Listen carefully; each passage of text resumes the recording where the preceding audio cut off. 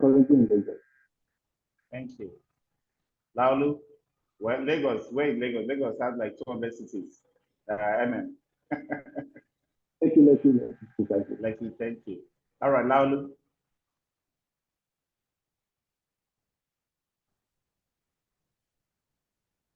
You're muted. And your camera is still not positioned correctly, Laulu Deniran. Your camera is facing the light. So you should be the one facing the light. Face a window and let your camera back the window. Yes, good. Yes. Where are you joining from? You're muted. Speak.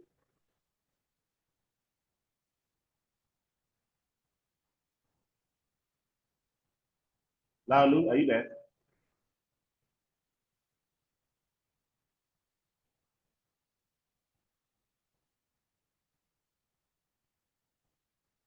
Lalu is not responding. Sean Joseph, can you please come on screen and tell us where you're joining from? Hey. Good afternoon, good evening, Mr. Paul. Good evening, everybody. My name is, are you hearing me? Yes.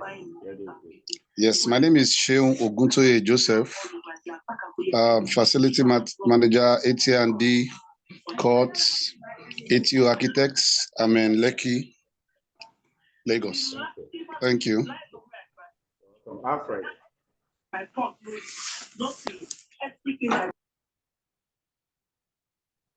Alfred, the meeting speak. Good evening, everyone. Good evening, Mr. Paul. My name is Alfred Ogunbi. I am joining from Ikeja GRA. Thank you, Alfred. Kindly Lagos. Two names, at least, not one. Isaac.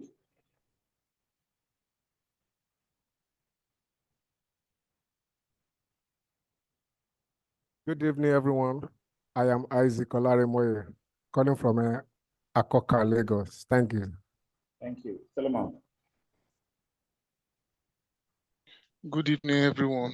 My name is Solomon Olawale, joining from VI, Lagos. Thank you. Samuel Mustafa.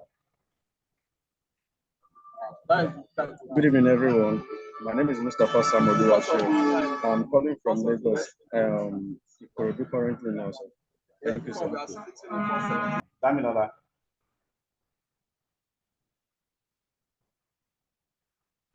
Good evening, everyone. My name is Damilola Jinaki, and I'm joining from Victoria Island. Thank you. Thank you. Omotayo.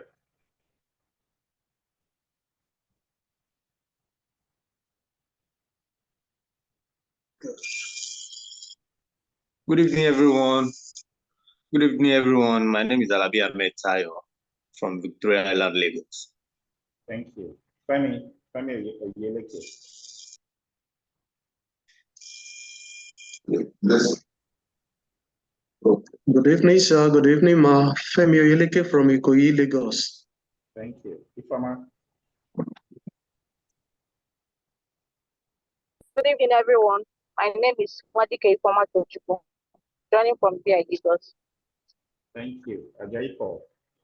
Ajayi Paul, is that a video or your picture? Okay, it's a video. You were so still, I thought it was a picture. Good evening, everyone. Good evening, Mr. Paul. It's good to have you here. My name is Paul Ajayi Oladotun. From where are you joining the class from? Magodo, Lagos.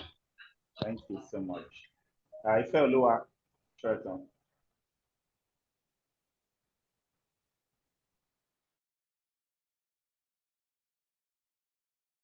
Yeah.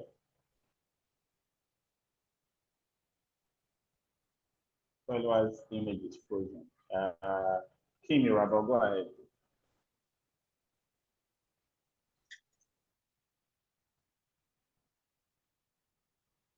You're muted.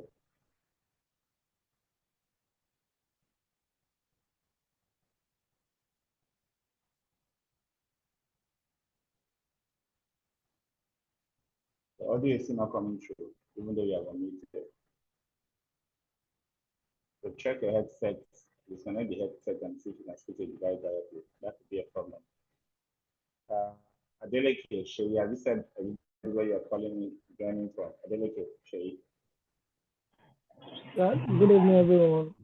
My name is Adeleke Shubusha. I'm joining from Lekki Phase 1.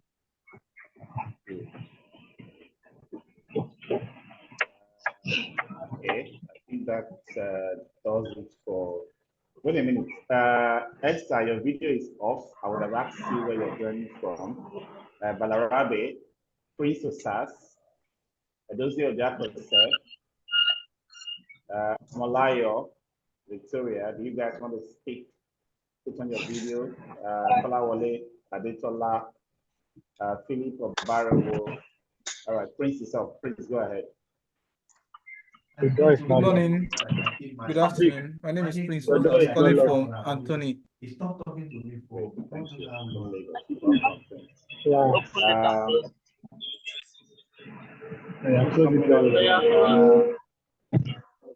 Philip, have you said something?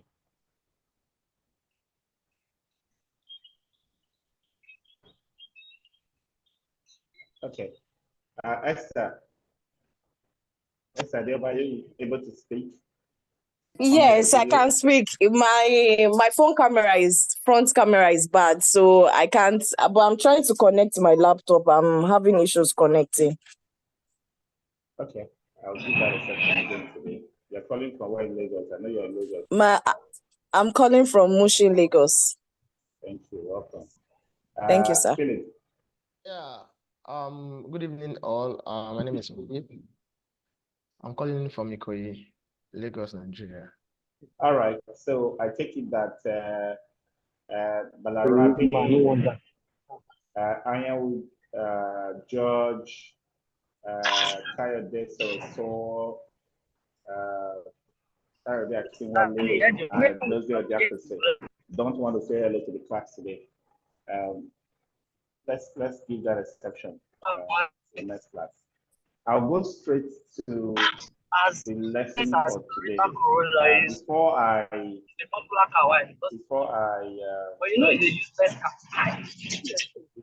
start the lesson, I would like to just give you a little bit of an intro. Okay, Balarabe, your hand is up, but your video is not on. So how am I going to be able to acknowledge you now to speak? Hello, sorry, Mr. Paul. My camera is to be busy, bad, and I want to say hello to everyone. I'm joining from Kaduna, and it's a great pleasure to be with you people. Thank you. Thank you. Hi, good evening, everybody. Mr. Steve, good evening. I know you called. It's not that I don't want to introduce myself. I was waiting for my time. So I'm calling from Abuja. I know you are in close terms with my MD. I work with UPDC FM. I'm managing a site in Abuja. So that's where I'm calling from. Thank you. You're welcome. Okay. I think we've heard from all those who want to speak. So we can get into today's session. I think this is the first class in among the last 5 or so that it looks like we are all Nigerians here. Maybe a few of the other African countries candidates who applied will still join before the program runs out. We've always had people from other countries join and benefit from the growth we're having in the FM industry in Nigeria. I went to teach in Kenya. I engaged with people from Zambia, Uganda, and other countries, Sierra Leone and Liberia. And I realized that even with all the gap in skill level and professionalism in FM in Nigeria, we are still way ahead when it comes to professional FM and delivery across compared to other countries in the continent. So I think we are on a good pedestal and a good trajectory as well. So you know, in the coming years, many of you who are in business like us will be having more and more partnerships and opportunities to take these professional FM packages to other countries across Africa and hopefully part of what we're investing in today. I started out my career, I'd like to say, trying to become an architect. That's how I always say it, because my first degree was in architecture, but I didn't do the master's in architecture. I went for a master's in industrial engineering instead. I've always been a process-focused person.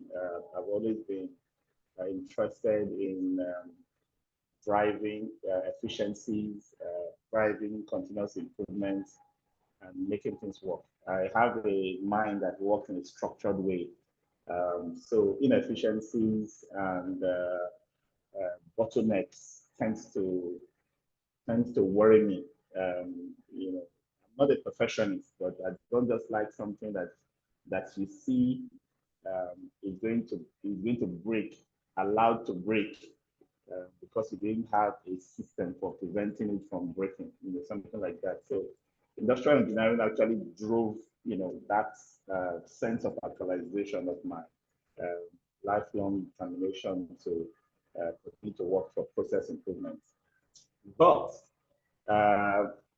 when I really searched deeply inside me, I realized that the bigger motivation, you know, was not from what I felt I had as internal features of sentiment, but more of what I saw as opportunities. I didn't fancy the idea of designing and building and being left to dry when the building is taken over by other people and now left out. You know, I felt it was not a good thing for me to be left out in the life cycle of facilities that I'm part of. If I had my way, I would rather design, build, and manage for life anything that I get involved in. But because the professions are so broken, the planners will plan, the surveyors will survey, the builders will build, the FMs will operate and maintain. I had to look through all of those 7 or 8 professions, and I told myself, those who are going to operate and maintain are the owners of the whole thing. They're the ones that are going to be with it for the whole life cycle. So that lifetime engagement for me was really what brought me joy and satisfaction. And the second thing that drove me was the fact that I really had to follow the money. There was so much dislocations in the careers of people who are in design and build. Depending on how saturated the construction cycle you find yourself is or the environment is, at some point in your career in design, in engineering, and the rest, you will have either a break from one project to the next time when you didn't have work or when you didn't have much to do, or at some stage in your career, you find that all the opportunities you had to build are being used up. You built up everything, right? So you may end up without work if you don't add facility management as an additional profession. Because FM is a multidisciplinary profession, it accommodates everybody from accountants to lawyers to doctors to project people to construction engineers, designers and surveyors and the rest. But don't limit yourself to the first 2-3 years of a building's life. That's my philosophy, right? Many people have stunted their professional and career growth because they limited themselves to the opportunities available at the starting phase of a building, right? So with FM, you are open to being part of what it takes to run the facility for life. And I think I've had the best of careers because I did that.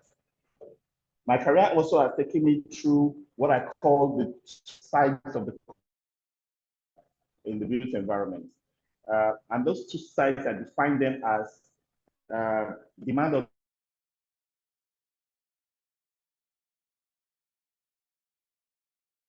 so if you're working as an in-house practitioner with and it owns or rents or manages, that's one side of the coin.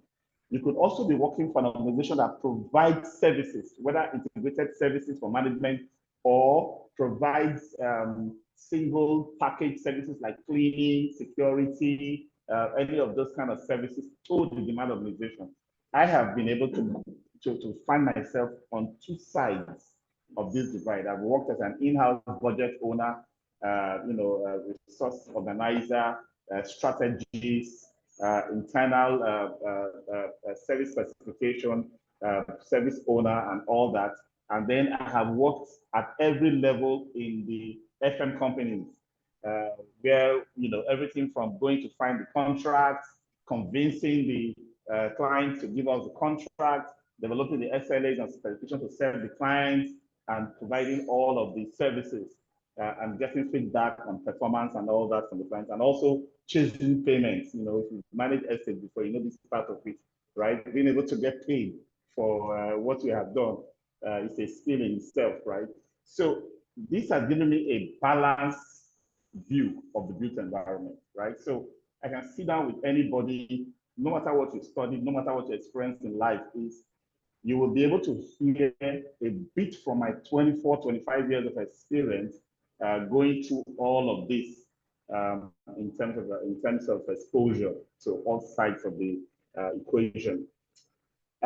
In terms of portfolios, I've managed some very complex portfolios. I've managed portfolios for the Church of Jesus Christ of Latter-day Saints. I've managed portfolios for Shell. I managed the whole land locations for Shell, Warrior, and Port Harcourt. At some point, I've managed locations for a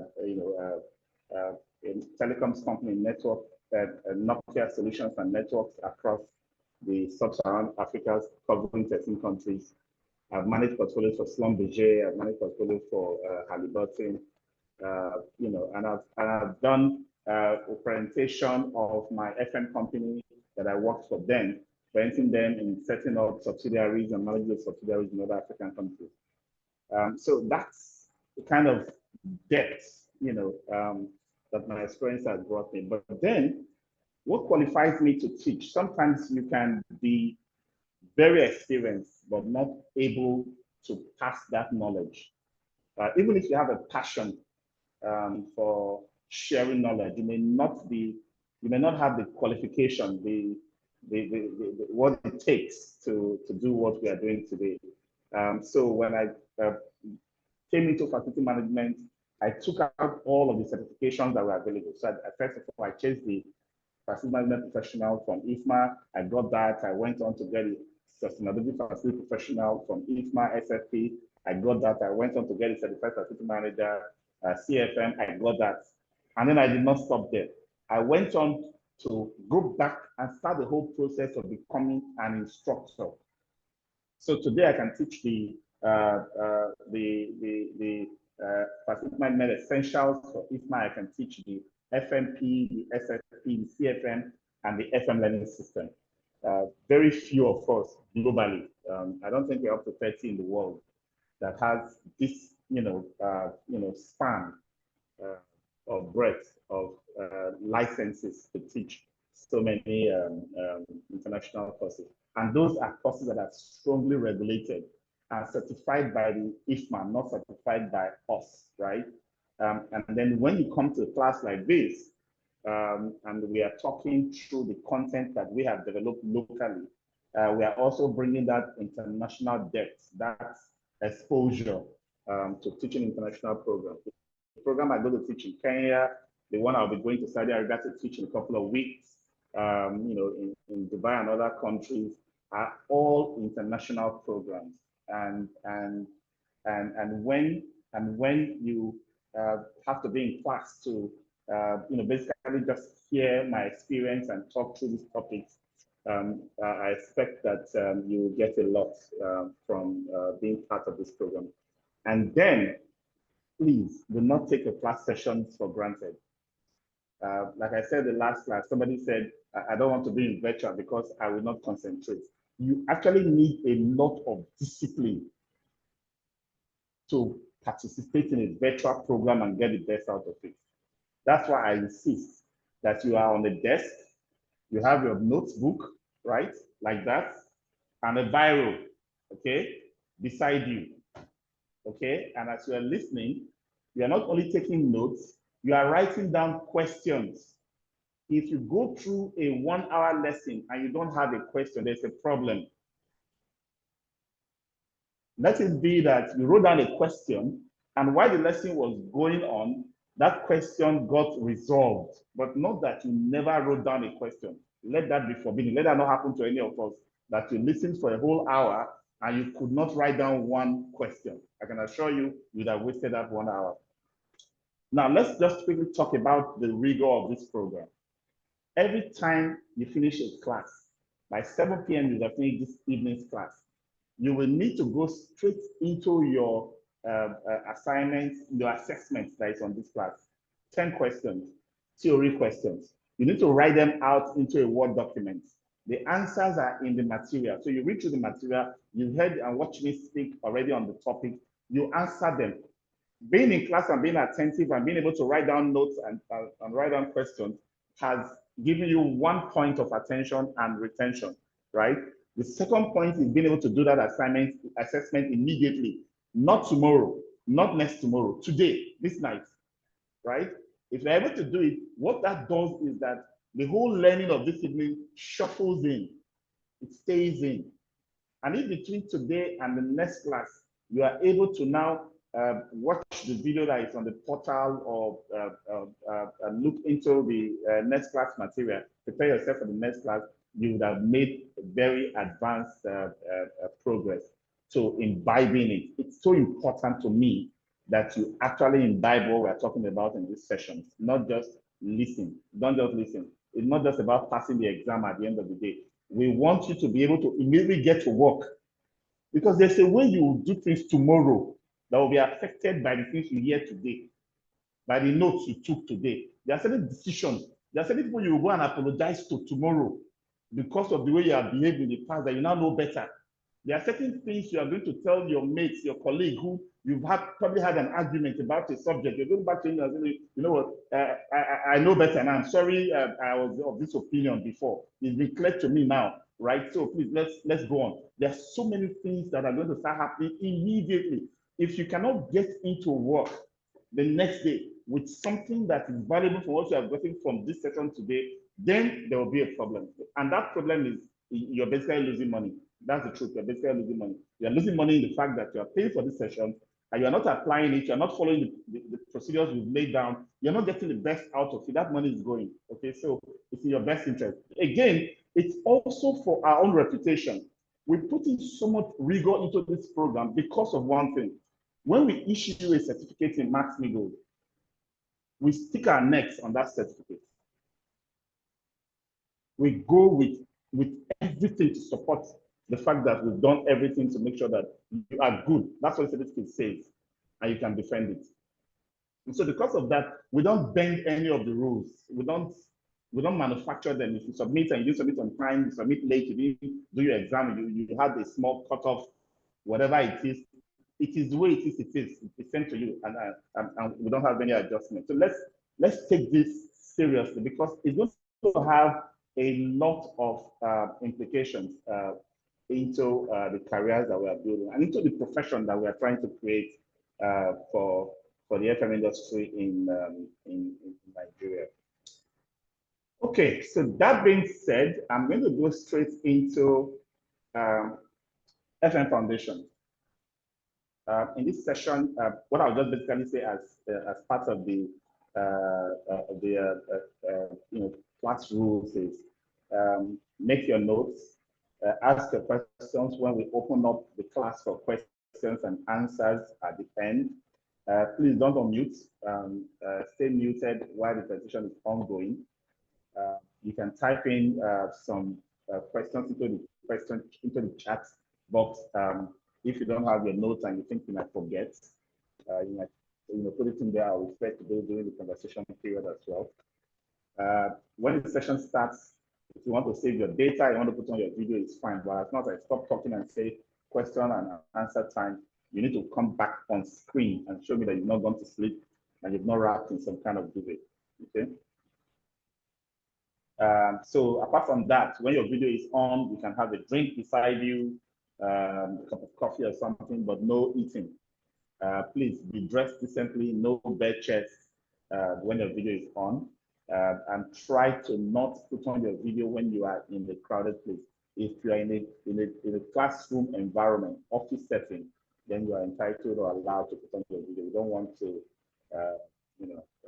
have to get all the details of what's happening around you if you are not ready to be in class at the time. Okay. All right.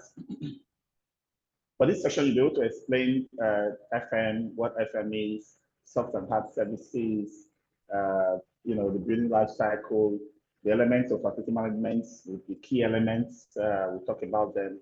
And then we're going to spend about 40 minutes on the key strategies to foster operational excellence in facility management. This session is so significant that it can immediately transform how you do your job. These key strategies to foster operational excellence in facility management. You don't come into this class and go out saying, oh, I knew everything that was said. Even me that is talking to you about it, I'm still taking a lot of things. I've still applied some of the things that this session that I put together, that I've practiced with for so many years, and I've seen the results coming from them. So I want you to pay attention because this is very important. So we'll have an introduction, history of FM, key elements, service. Then we're going to go into that strategies to foster operational excellence as we wrap up. So in your material, you would have seen quite a few definitions of facility management. The most popular facility management definition is the one given by IFMA. It says facility management is a profession that encompasses multiple disciplines to ensure the functionality of the built environment by integrating people, place, process, and technology. In this definition, it's pointing to the fact that who does FM? Multidisciplines. FM requires, humanities, management, engineering, and all together. So that's the first thing. But what does FM do? Ensure functionality of the built environment. There is no way the built environment will exist for man's use without facility management. FM is what ensures functionality, right? But then it points to 4 elements: people, place, process, and technology.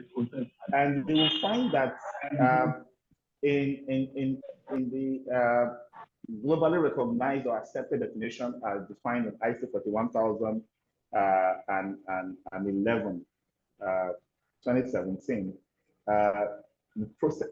the elements were no longer given as 4. This definition is globally accepted. It's an ISO standard now. Facility management is an organizational function which integrates people, place, and process within the built environment with the purpose of improving the quality of life of people and the productivity of the core business. So what is the rationale for dropping technology from the 4 elements? People, place, process, and technology. That was the definition by IFMA. What's the rationale? Technology feeds into process. Technology is just a tool for enhancing, creating increased efficiency and effectiveness of processes. If you don't have a process, technology is useless. Technology is there as a tool to make other things work. So you apply technology by managing people, place, and process, basically. So it's kind of ubiquitous. It goes right into all of them. Now, but this is what I want you to focus on, because sometimes you get into something by chance. Many people are just being sucked up into FM by some random coincidence. It was just decided that you are the best person. Maybe you are the most creative person, or maybe you are even the redundant one that there was nothing else for you to do that should be more valuable. Say, okay, go and start supervising the cleaners and the maintenance people and start taking stock. Oh, we won't trust you. This place, they used to steal a lot. Go and start to take. A lot of reasons brought many people into FM. But most people working in FM today don't know why they are doing FM. If I did a poll in this class today, I can still bet that 90% will say FM is about the building. I know what I'm talking about. I did that poll in a master's degree program class in Unilag on Saturday. I did a poll in a master's in facility management class, and I asked everybody, define FM, define FM, define FM, define FM. Everybody defined facility management. And everybody, almost everybody, went for we provide spaces, we maintain buildings, we manage assets, we manage places. We just went on and on and on. What we do should be defined by why we are doing it. And from this definition of facility management, what are we doing? The purpose of improving the quality of life of people and the productivity of the core business. Think about this. There are two reasons why we do facility management. The first one is actually the most important because even that one ties into the next one. Improve the quality of life of people. Most FM do not think that deeply about what they do. You provide water, you provide electricity, you provide furniture and fitting, you provide air conditioning. We're so focused on the what that we forget the why. So, when a young man who was a very, by far brilliant guy in facility management was fired for not knowing that one of the office users was, finding himself because his AC has gone bad. He came with the defense that that person didn't tell him that the AC was faulty. And the MD, who is not the facility manager, fired him for negligence of duty. That's to tell you that the people that run the businesses that own the organizations that we work in, they know a lot more about facility management than us. It was the FM's job to ensure that every single person in the building was okay, basically. And to verify that on a daily basis, whether you're going to use technology or you're going to go around by yourself or use your staff or whatever means, you need to be sure that not one day is lost where somebody's quality of life was not attended to by you. So it's all encompassing. Is it in the area of safety and health and other types of risks? Is it in the area of utilities for convenience? Is it in the area of preventing complaints and all kinds of concerns from that person? Is it the area of ergonomic to ensure that the person is practicing good ergonomic practices? Is it in the area of ambience, the lights, the air quality, what the person sees, the aesthetic surrounding? It's so wide. It's so wide. If I smell something, the FM is faulty. If I dash my toe, the FM has done something wrong. If I didn't see, the FM has done something wrong. If I couldn't get water to drink or couldn't flush the toilet or something is wrong, the FM has done something wrong. That's scary, right? Sounds like, hey, you're now the custodian of the lives. But that's the truth. That's the truth. If something goes missing, the FM has done something wrong. Why I'm giving you this background is, if you start from why you are in this profession, it becomes easy to accept all the other things we're going to be bringing on board, all the things you're going to be learning, because it's going to be so expansive as you go on from class to class that you need a foundation that tells you this is really deep. Your job is not peripheral.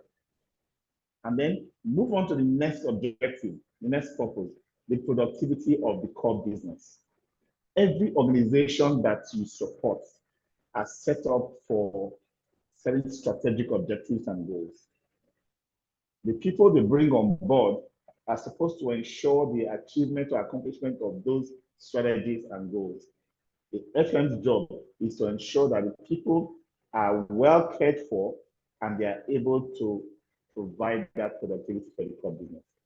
So if a company is making losses, the FM is involved. Now, let me ask you a question about that loss system. What is the profitability equation? There's revenue and there's expense. What's the formula? Revenue less expense is equals profit. And you ask me, so where's the FM in that equation? I'm sure you're already wrapping your head. The FM may not be in the revenue lever of that equation. It's possible it's not dealing with tenants, is not, letting some of their office spaces or whatever. So it's not raising revenue. But the FM is busy spending money. It's on the expense level. If the FM spends intelligently, provides value for what it's spending, the cost, total expenses will be affected in the positive way, that the thing will come down and the profitability will go up. So the FM adds value to that profitability equation. If the assets that should have been used for 7 years, you use it for only 2 years and it's gone, it's kaput, it's trash. Are you adding value to the organization? That they have to go and find money to buy that asset again, do expensive overhaul or refurbishment because of your negligence, or just not knowing what you are doing in that organization, then you should see how you are affecting the productivity of the business. So the asset value, the asset growth, the expenses of the organization, and then the productivity of each person, each staff, tied to the quality of life. How broad is that? Just get this full picture, and the way you attend to your job. All of you feel some customers are so naggy, they complain too much, they have a sense of entitlement. They don't think, they don't know how things are done. They always think that magic is going to be done. They make unreasonable demands. We even have negative words. I said this, describe some customers. Think again, because you might not be using those words on the person that is in the mirror. The only person who is ignorant in that scenario is you, for not knowing that you already had a duty of care. You already had a responsibility, whether it's written in your job description or not. Once you are brought in as an FM on a site, everybody that comes to that site are now your responsibility. You keep them safe, you make sure their quality of life is continually improved, and you ensure that they can be productive. That is the summum bonum of the FM profession, as defined by the ISO 41011-2017. So once we have this foundation, it becomes easy to understand all the other things that we're going to be talking about. FM has always existed. To be honest with you, we talk about FM coming to be in the early 80s. Before then, you had the works department, they build roads, they build public infrastructure and buildings, and then they have some engineering, just sit back and do maintenance. So to that extent, there's always been need to provide functionality, right? But the profession itself did not exist as a profession. So we can say FM is a new profession, to that extent that it did not exist as a profession. So there were no people who called professional facility managers as at 1980, for example. It just started, as a young profession. But the need, the essence, the reality of providing functionality for the built environment has always been there. And that's why you find so many people in FM doing all of this myriad of activities who don't know their facility managers. In fact, people have actually worked their entire career, retired, before they came into a class. Oh, I want to start a business providing blah, blah, blah service. They come into a class and say, oh my goodness, I've been a facility manager all my career. I never got better at it because I didn't look after the body of knowledge. I never got a qualification on it. I just did it, the way I felt like, as best as I knew. Because you couldn't define the profession you were part of, you really couldn't get better at it. So this is the beginning. Whether you're in cleaning, support services, property services, security, maintenance, such a broad range of services. So the way I would typically break it down, so that you can just get a sense of, how to define your position, is use the word core versus non-core. For every organization, you have the core business of that organization. Okay, so a bank's core business is to hold deposits and loan money. If you are not involved in holding deposits and loaning out money, so with accountancy and other actuarial professions that work in the bank. Everyone else, oh, we are the ones that we manage the vault, we make sure that money is moved from one place to the other, transportation. Oh, we ensure that the IT services are provided, the banking halls are secure and are comfortable. Or we ensure that all the people that work in the bank, they have drinking water, they have toilets to use, they have seats and furniture. Everything else that is not the core of the banking is facility management. That's the way you should just split it. If you work in a mechanical, take a mechanical engineer who works in a factory that makes, okay, let me use the common factory we know, a bakery, right? So you work in that bakery and you are the one that runs all of those mixers, you put it on, you watch the settings, you put the timer, you go to the furnace to make sure that everything is correct, everything that goes in, you're in production, right? You just basically work in that core production setting. The mechanical engineering at that point is being used for core business delivery.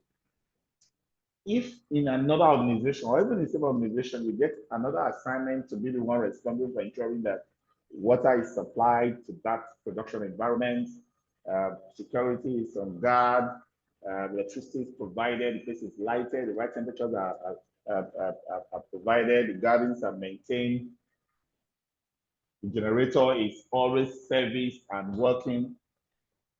You are still a mechanical engineer. That's your discipline. But your profession just changed. Change from a baker, production person, you change to a facility manager because you are now in the non-core. You are now in the support function. You are now providing support, sustenance, lifeline to make sure the core business runs. The same thing applies to all the professions. You could be working in an office complex, for example, where your role is to ensure that the meeting rooms are set, the tea, coffee is provided. Whenever there's going to be a meeting, you take care of the catering for meals that goes on in that environment. In that office complex, you are not involved in the core business. You are a support function. You are in facility management. If that same job description is given to you in a hotel, for example, you have to make sure the meeting rooms are set, make sure the bedrooms are organized, make sure food is served. You are no longer in FM. You are now in the core business of hoteling. So in essence, there's a clear line, there's a difference between your discipline and your profession. Your discipline is looking at what you study, how you deliver, what you use to do your work, right? Your profession is focusing externally on what you are doing for whoever is employing you or whoever is engaging your service. So you'll be a professional, whatever, referring to what you give. But your discipline is what you got. So disciplines are focused on inputs and professions are focused on output. In the FM space, every task, every function that provides support to the core business is a facility management role. So let's really look at the elements of FM. People. From all that I've been saying so far, you can tell. Now you know why. It's your job became available because people needed certain things done in their lives, in their jobs. Those are your customers, right? You manage them. You that is managing them and providing all these resources and means for them to be good at what they do, you can't do it alone. In fact, there is nothing we deliver in facility management as a solo delivery. You work with people, right? So you need to organize, you need to also manage people that you're going to use to deliver. When you have done the job, if there is any kind of performance appraisal, any kind of judgment of your success level or failure, is going to come from who? It's going to come from those you have served. So when we talk about service level agreement and key performance indicators, we talk more about this as this course goes on. You will find out that you need to pay attention to your customers right from before you start serving them. Because part of what you will have as your end result will be what we call the customer satisfaction index. How does your customers rate you? And if that is going to be the case, you must be able to manage their expectations and perception. If you miss that point, no matter what you do, it will fall on all that negativism that comes in. Oh, they're not grateful. I burnt myself out trying to help. I didn't sleep. I did all the hours. I spent extra days. It looks as if I've done nothing. That's what it comes to, because you missed out a critical point in that service delivery cycle, managing the people and their perception. So FM is not just a technical skill. So when I hear of employers putting out adverts to say, oh, we want a facility manager, he has to be an engineer, a mechanical engineer who has hands-on experience in HVAC, specifically VRF, I'll just be asking, why don't you just separate it? Ask for a technician, an engineer, a maintenance specialist. They are specialists. The facility manager's job is a managerial job. We are not specialists, we are generalists. Because we are supposed to be able to use multiple disciplines to deliver a unified experience. So an FM should not be good in plumbing, good in AC, or good in accounting. It should be good in all. So as a manager, you are a manager of people who have all the skills and disciplines. So what you are learning to become is a generalist who can understand basics of all of those skills and disciplines you are managing.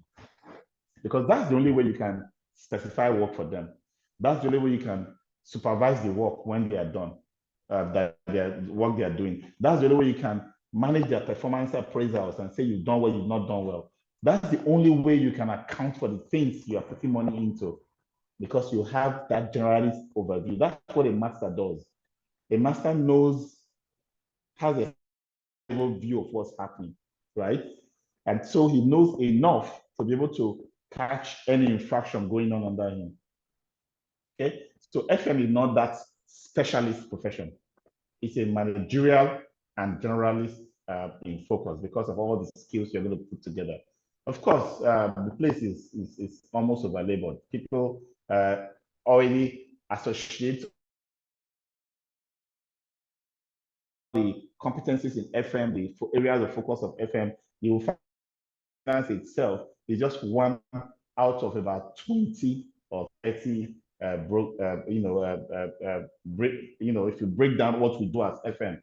But then that's how we are identified. So most of us carry that. We are maintenance, we know buildings, we know roofing, we know this, we know that. And then we miss out on the why. The two important things are the people's quality of life and the productivity of the companies, which drives us back to think about the strategy of the organization, asking ourselves questions like, why was this organization formed in the first place? Luckily for you, there's a course. I think the second or third course that I'll be taking has to do with strategic facility planning. So look out for that course. We'll really drive you deep into why we do the things we do, how we understand our organization to the point where we can come up with plans, ideas, and initiatives to help it, grow and meet its objectives. And then we use processes. We employ tools, templates. We have work procedures. FM is not a reactive profession. It's not a profession of somebody who is so creative they can come up with rules on the fly. No. We set up rules. We set up principles for getting things done, and we follow them. That's what the process is about. And then because the facilities themselves are upgrading, they are changing in their technological installations and fittings and systems, we also need to upgrade in our understanding of the new buildings as well as new systems and softwares for managing buildings. We have another session down the line in this course where you're going to really look into all the technologies, from BIM to Internet of Things, to energy management systems, and so on and so forth. And then we're going to have a session where we're going to bring in a technology provider, an international technology provider, to walk you through a typical FM software. So you get a hand of how those kind of systems can improve your service delivery. Broadly speaking, we can split up FM into two broad categories: the hard services and the soft services. If you look closely at this list in front of you, you will find that the hard services they refer to more of the things that are built into the building, right? So we also call hard services building services. So the systems, these are components of the building: electrical system, mechanical system, plumbing, air conditioning. They're all, it's like the circulatory system, the life of the building, right? They make the building what it is. But the soft services are now introduced because of what the users are doing. So you can build, a facility, but until I start using it, you don't know how much of cleaning will be required, to what standard and levels. You don't know how much food would need to be eaten, what type of food, for example. You don't know, what kind of refuse will be generated, the kind of security I would need. So all of those kind of furniture I will need, all of those are what we call the soft services. It's also called occupancy services because they are brought about because of the occupant's use of the space, the purpose of that space, right? So don't confuse it to say, oh, hard services is technical services or engineering services, soft services is anybody can do services. No, they are both technical. They both require engineering skills and managerial skills. They require, the same level of specialization across multiple skills areas to manage both hard and soft services. So there's really no seniority in terms of hard service versus soft service. I know the engineers don't like that aspect. They want to be always laying claim to, oh, we are the ones that are the technical guys and know this and know that. To be honest with you, if I put together my data on people who have been more successful in facility management, I will tell you that engineers will come somewhere close to the bottom because of that long-term orientation of hardware, machine focus. Professions in the humanities, professions in management, they will do a lot better because they have been more exposed to the generalist mindset than those from the engineering backgrounds who have been siloed into thinking if you are a mechanical engineer, you don't have anything to do with electrical. For electrical, you don't have anything to do with civil and stuff like that. So those are the kind of things that we deal with in the FM profession because you have to be able to master all in a broad, at a broad high level, with a high level view. So this is what International Facility Management Association defines as the core competencies. 11 core competencies. If you look at this 11 competencies, communication, number 2 is now called risk management, sustainability, finance and business, human factors, leadership and strategy, operations and maintenance, project management, quality, real estate and property management and technology.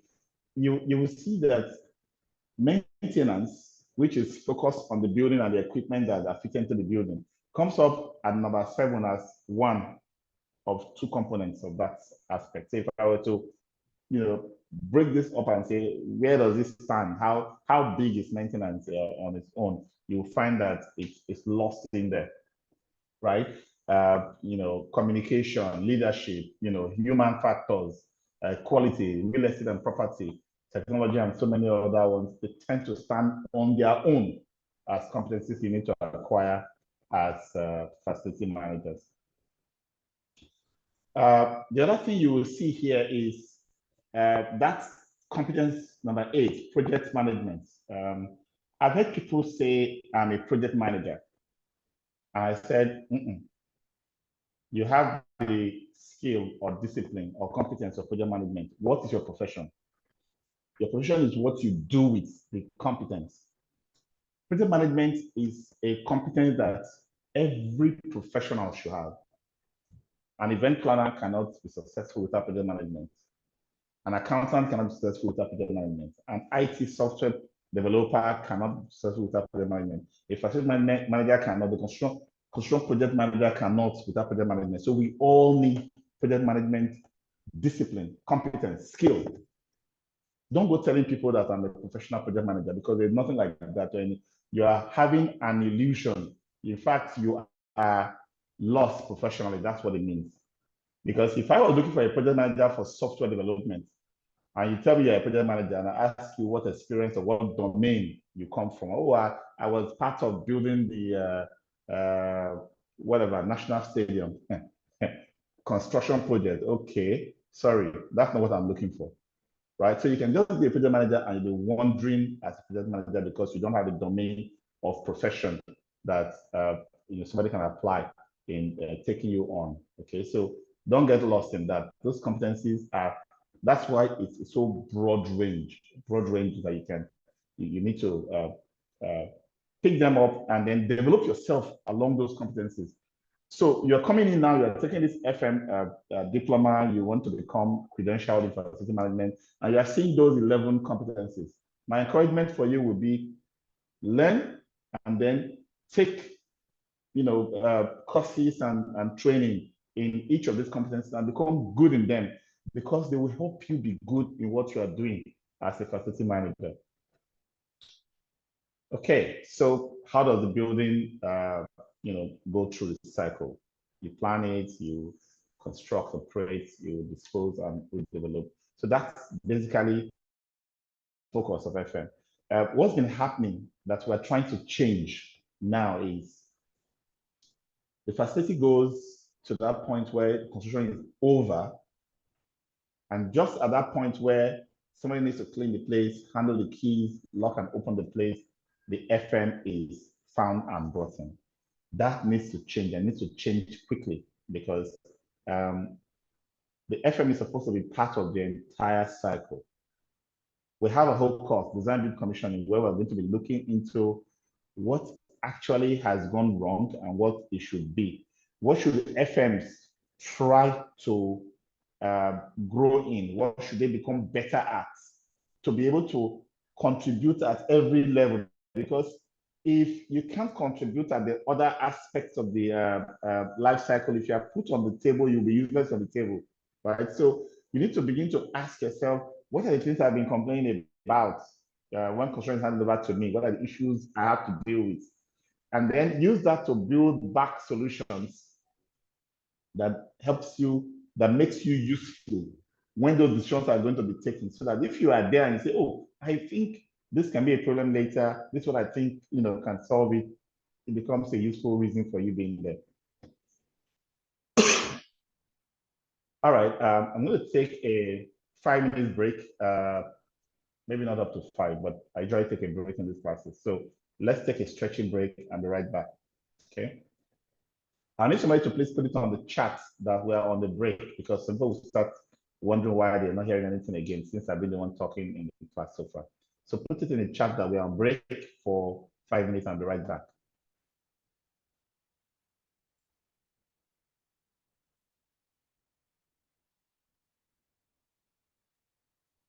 Hello, Mr. Paul, good evening. Good evening. To be honest, I really did not hear most of the things that you were saying. I put on the comment that your voice is low. The audio is not audible, so I barely heard all that you said. I don't know if it can be worked on during this break so that when we get back, we can actually hear you. How about now? Clearly, How about now? Is the audio better now?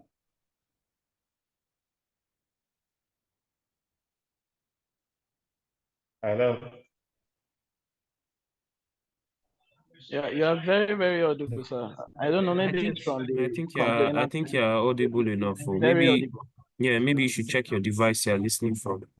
Please check the device you're listening from. That would help. Okay. Thank you. Thanks for that clarification.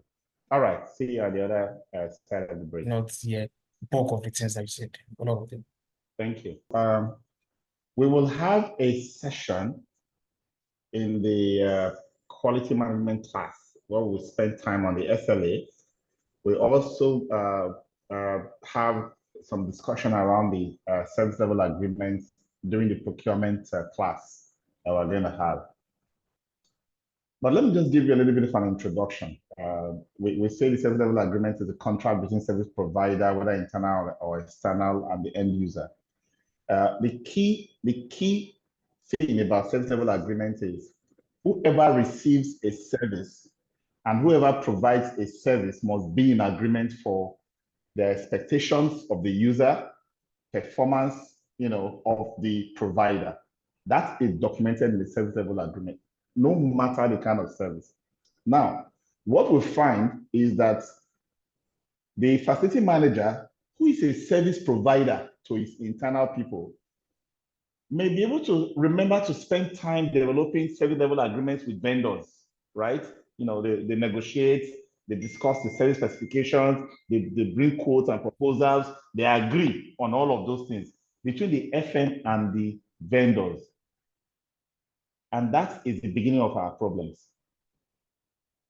Even though we're even doing that one badly, the fact that that is all we do is a big problem. Your SLA is supposed to start with your users, the department heads, the building users. You sit down with them and define their needs and requirements. You put yourself to certain performance expectations with them. You put certain metrics so they have a way of measuring you. They started with telling you what they want to achieve. You propose things that will help them achieve it. Then you put some metrics so that if I'm able to do this, this is what good means. This is what not good means.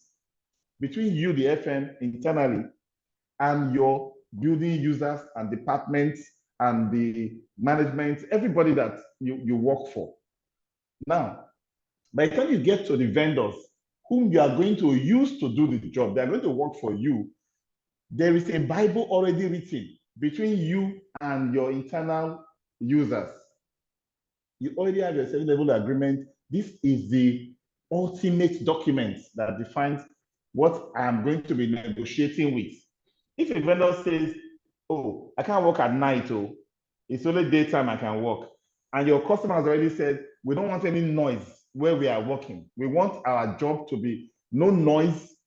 Everything you have to do it after we have closed, for example. That is what they want. That is the SLA. If a vendor cannot deliver that SLA, you cannot go back to your internal users and say, I'm sorry, this work, it has to be done during the day. You have to pack up your work for 3 or 4 hours and just allow this vendor to do his thing. The vendor does not control the relationship. There's only two sides to this kind of service delivery: the internal users and the service providers. You, as an internal FM, you are not part of the internal users. You are one of the service providers. All of them are part of your side of the coin. They're on your side of the coin. So you, your vendors, and your staff are all on one side. Every other person that uses your service are on the other side. So the SLA between you and those who use your service is the most important SLA. But for most organizations, this SLA is never developed. It's never developed. So that's where you need to get back. Take all of your services one by one, make a list. For electrical service, we replace bulbs. We also repair sockets. We service solar fans in toilets. we check that, make a list of those key things. Go to the customers and say, for light bulbs, it typically takes us a day because we don't stock them. We have to get them from Nandi and Sons in Alaba if the light bulb goes off. We will use 24 hours to replace light bulb. Thank God that it's not one light you depend on. You have like 20 lights in your hall. If one is dead, it will not make the place dark. But we will assure you that within 24 hours, we will replace it. Let them say, okay, write it there. If a toilet stops functioning, water is not going into it, and you go and put do not use on the toilet, how many days should they see that do not use there? How long will it take you to fix that issue there? No, if it's toilet matter, worst case scenario, within 2 days, we have fixed it. Write it there. They must accept. You have your service level agreement with your users first. It's the most important document you can have at this stage. You don't have it, you're not doing FM yet. Once you have it, it will save you a lot of stress because one, they know what to expect. Something can break. You know you are working on it. They know that you are somebody who focuses on delivering according to your SLA. They will not rush. They will not complain. They will not escalate. They will not talk to anybody. They'll just give you your time to get the job done because you started by getting them involved in the process of defining the service. Not for vendors to come into your property and then vendor will start having issues with your users. And then they will now complain to you. You will not be going back to the users and say, allow these vendors to work. You are frustrating our work. You should be, come on, who are you serving? Are you now becoming the boss? You and your vendors are now the bosses over those you are supposed to be serving. No, it doesn't happen that way. You have to change that orientation. So that system must be in place. So to the Holy Grail, what I want to talk about today. For FM, strategies for operational success and excellence, you must have manpower planning in place. Some of you are so comfortable with the team you have right now. How will your job scope increase or decrease? How will the job requirements in terms of competencies and skills change over time? Do you have a plan to upskill this team, to increase or decrease them? What's your plan? Manpower planning is very simple. Understand your service demand, understand what your current skill pool is. And when I say skill pool, I'm not talking about number of people or electrician, plumber, AC tech. We just call them those names. No. Itemize the skills they have because when the customer request is not being met or not being met well because somebody is not competent enough to do it because they don't have that particular skill, it's you not knowing that that person does not have that skill or there's a shortage of that particular skill. A technician can be very good at fixing ACs. If you fix AC can never spoil again. But that technician may be rubbing off the wrong side of somebody's ego. And your work will ever be rated poorly. He comes to this guy's house, the guy says, look, my friend, you can't come in with your dirty shoes. Say, if you don't want to come in, it's your business now. I'm here to fix your AC. I don't have time for your for your nonsense. If you're not a AC, let me just write that you drove me away and I'm off. If that is his attitude, he has a shortcoming in people relationship management. He might be good with AC, but he needs to be a good manager of people to be able to do that job. Otherwise, it will come back to you as you have failed, not able to do the AC, because a technician who is good at AC does not know how to manage people, right? So don't just write, I have this, I have this, I have this. For each person you have, itemize what they are good at. That's your inventory. See where you have short. Some people don't know how to do accounting. You're in FM, and then you service charge. The spreadsheet is confusing for you every time they pay. You either short collect, or you over collect, or you over bill, or the thing cannot balance. You may be very good in managing people, but when it comes to accounting for resources, you're using your money to complete it every month. Your manager should be able to look at that and say, look, there's a shortfall in this area. Because if your business expands or grows and your services grow, that shortfall that is just 12,000 this month, you cover it with your salary. it can turn into millions, and the business can go under because you didn't take care of that skill gap. Once you have the skill inventory, you will now begin to look at how can I keep a steady supply of workers. I have a very simple trick I use. I have interviews on a monthly basis. I declare vacancies regularly. Whether the vacancy is there or not, I declare vacancies of the future.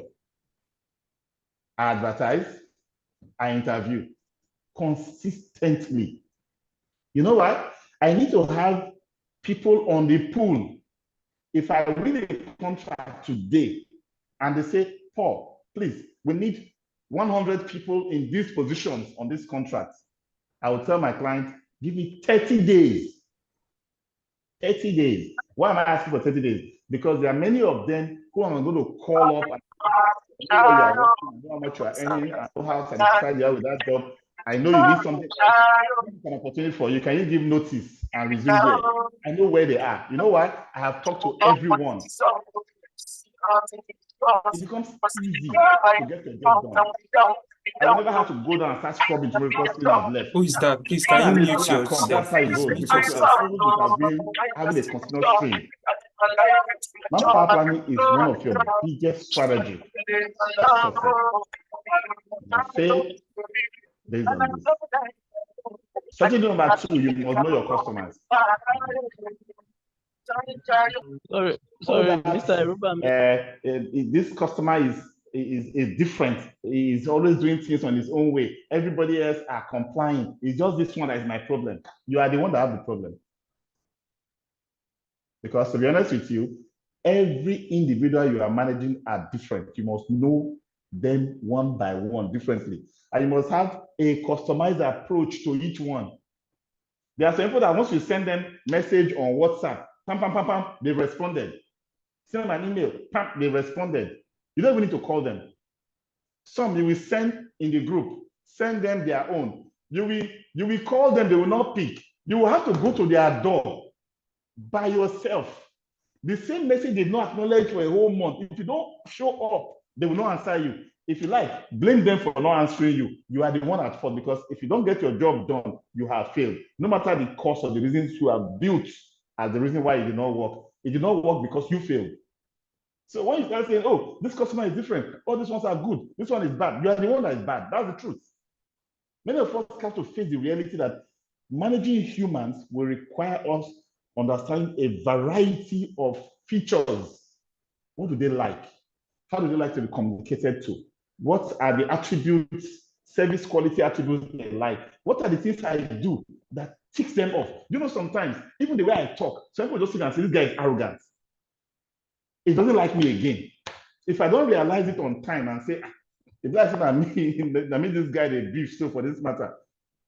I've suffered it before. I just came from the UK. I just took up a new portfolio. I showed up in the client's site. I went to the client's rep.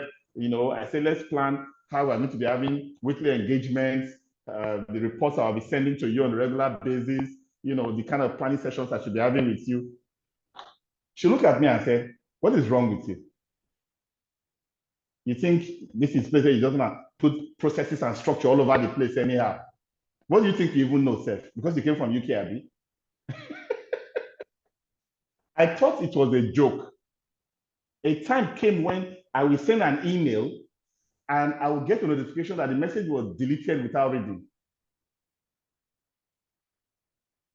That's when it dawned on me that I had to find a way to get through to this madam. You know how it finally worked? I will go to our office.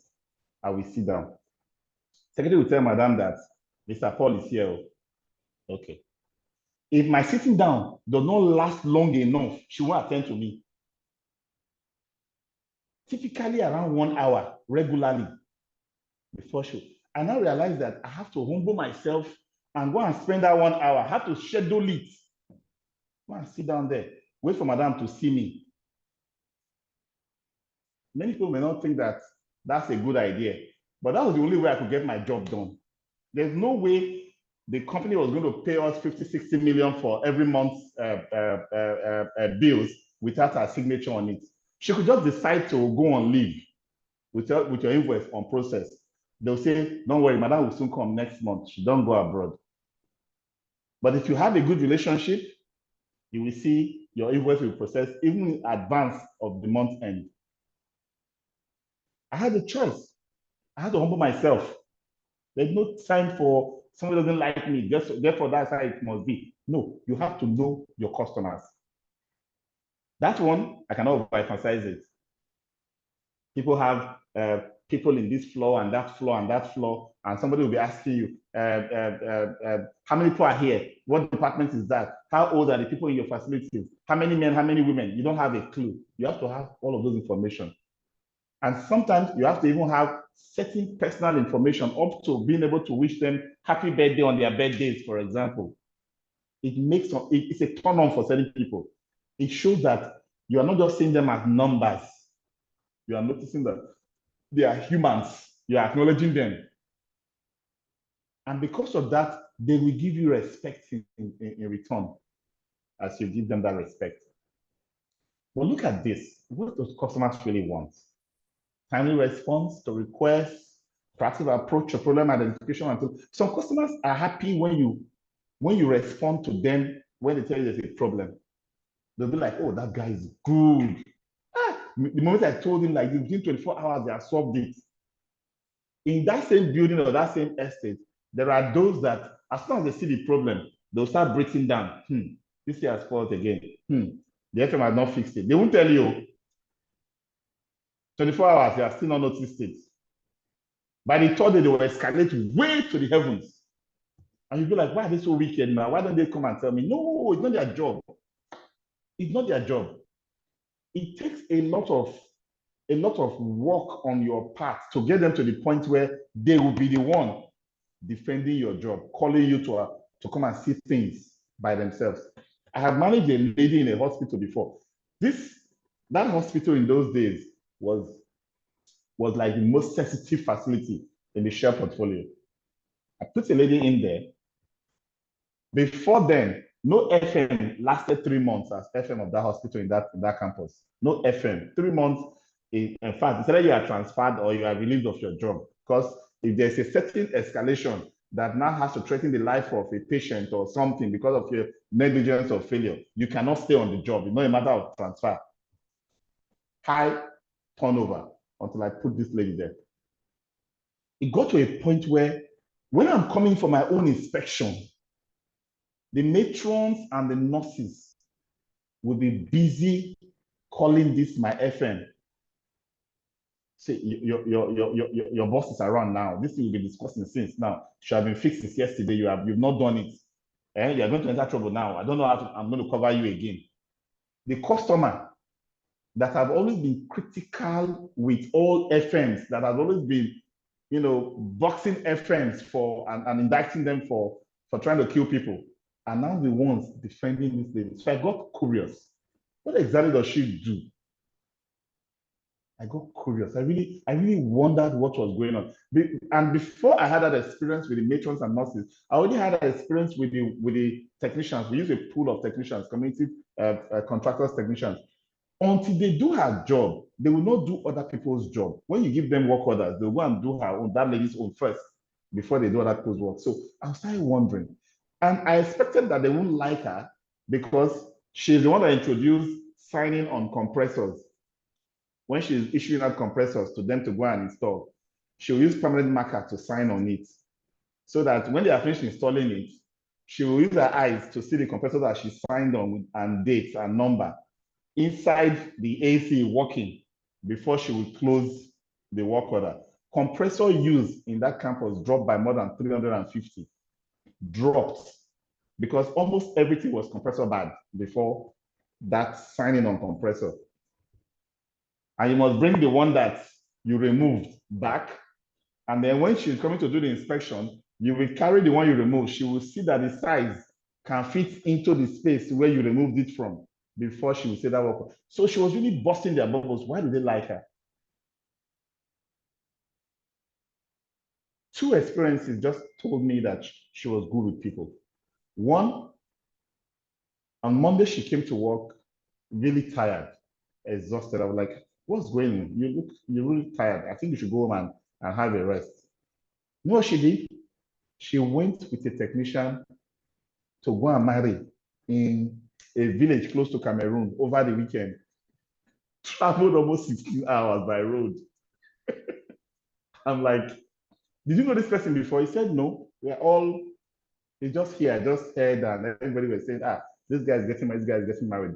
There's that commitment to the individual. And we have 2 restaurants. One is for managers, one is for technicians and cleaners. She would never sit down in the manager's restaurant to eat. She would go and sit down in the technician's and cleaners restaurant just because she wants to interact and hear what they are saying. Just becoming their friend will give her more power than all of us that we are big boys, we are big engineers, we sit in cozy offices. Connecting with people can be easy if you can put commitment into it.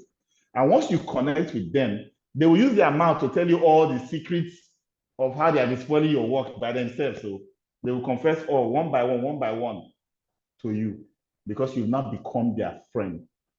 So when it comes to all of these customer expectations, I have stories to tell you on almost every line item. It's huge. Let's take the line of respect, for example. Do you think your customers' demand for respect and courtesy is excessive? It's not. Of all the professions in all the organizations, we are the only ones that part of our job description is to give respect. We are the only one to give respect. But of course, if you give respect, what do we say? Respect is what? Reciprocal. You get respect in return. If you do your job with arrogance, no courtesy, forget it. No matter how good you are at the job. Think about timely delivery of work. Think about under-promising, over-delivering. I speak about this particular under-promising with some kind of what I call a caveat. If you have service level agreement in place, you cannot promise below your service level agreement. It's okay to promise up to the limit of your service level agreement and deliver faster. Give you a quick scenario. Somebody's light bulb went off in a single room with single light. This SLA is 24 hours. You have a bulb in the store and you have observed it. And you know that all it takes is get to the store 5 minutes, pick that bulb, come back and fix that bulb. Maximum 30 minutes, you fix that bulb. You tell the customer, I'll be done, I'll fix your bulb in less than 2 hours. In your mind, 30 minutes. Your promise is 2 hours. SLA is 24 hours. Then you get that bulb. Before you got to the bulb, something happened, your MD called you and you did 1 or 2 things. You now brought the bulb in 4 hours later. Do you think the customer is still happy with you? Think about it. You thought you could do it in 30 minutes. You promised 2 hours. You did it in 4 hours. Your SLA is 24 hours. If you go by the SLA, you will think, oh yes, I still beat my SLA by 20 hours, right? But what really is the yardstick for your measurements? The 2 hours extra over what you promised to that client. That's your main job, that's your real judgment. So don't over-promise, okay?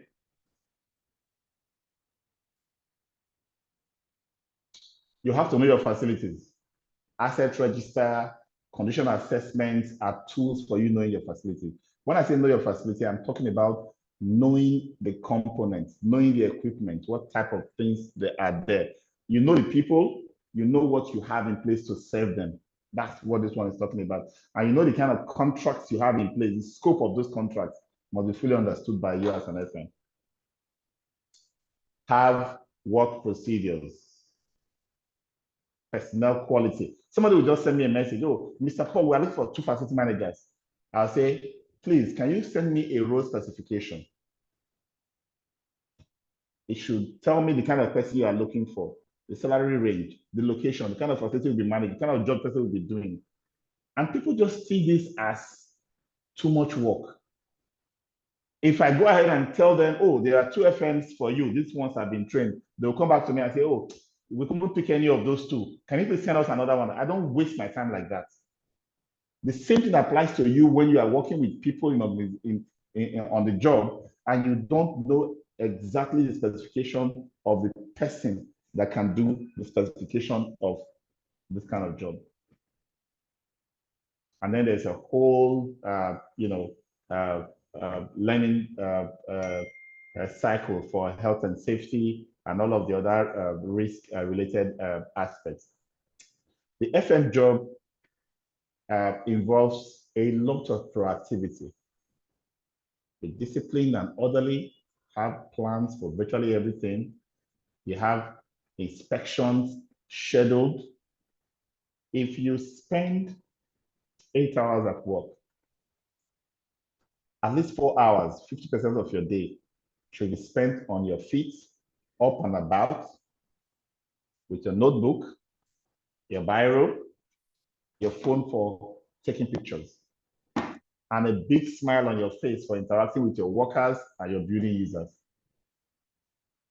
Those 4 hours spent up and about provides more value than the other 4 hours spent on your desk, sending emails, drafting SLAs, reviewing contract proposals, coming up with budgets and all of that. You can do all of that. But if you now spend the whole day doing those ones and you never went out and about to engage and see what is happening, you've wasted that day. Make it your control. Put some kind of alarm to it. And don't just go about with eyes wandering around to say, I'm doing inspection. No, there must be a checklist of things you are going out to see, including who you want to say hello to. Those customers on the second floor that have complained about something that was fixed last week, you want to check on them and see how that thing is serving them and what feedback they have about what you did for them. There was a group who were already angry before something was done. Even though you heard that they are not happy, you want to go and apologize again and ask them how are we doing, and so on and so forth.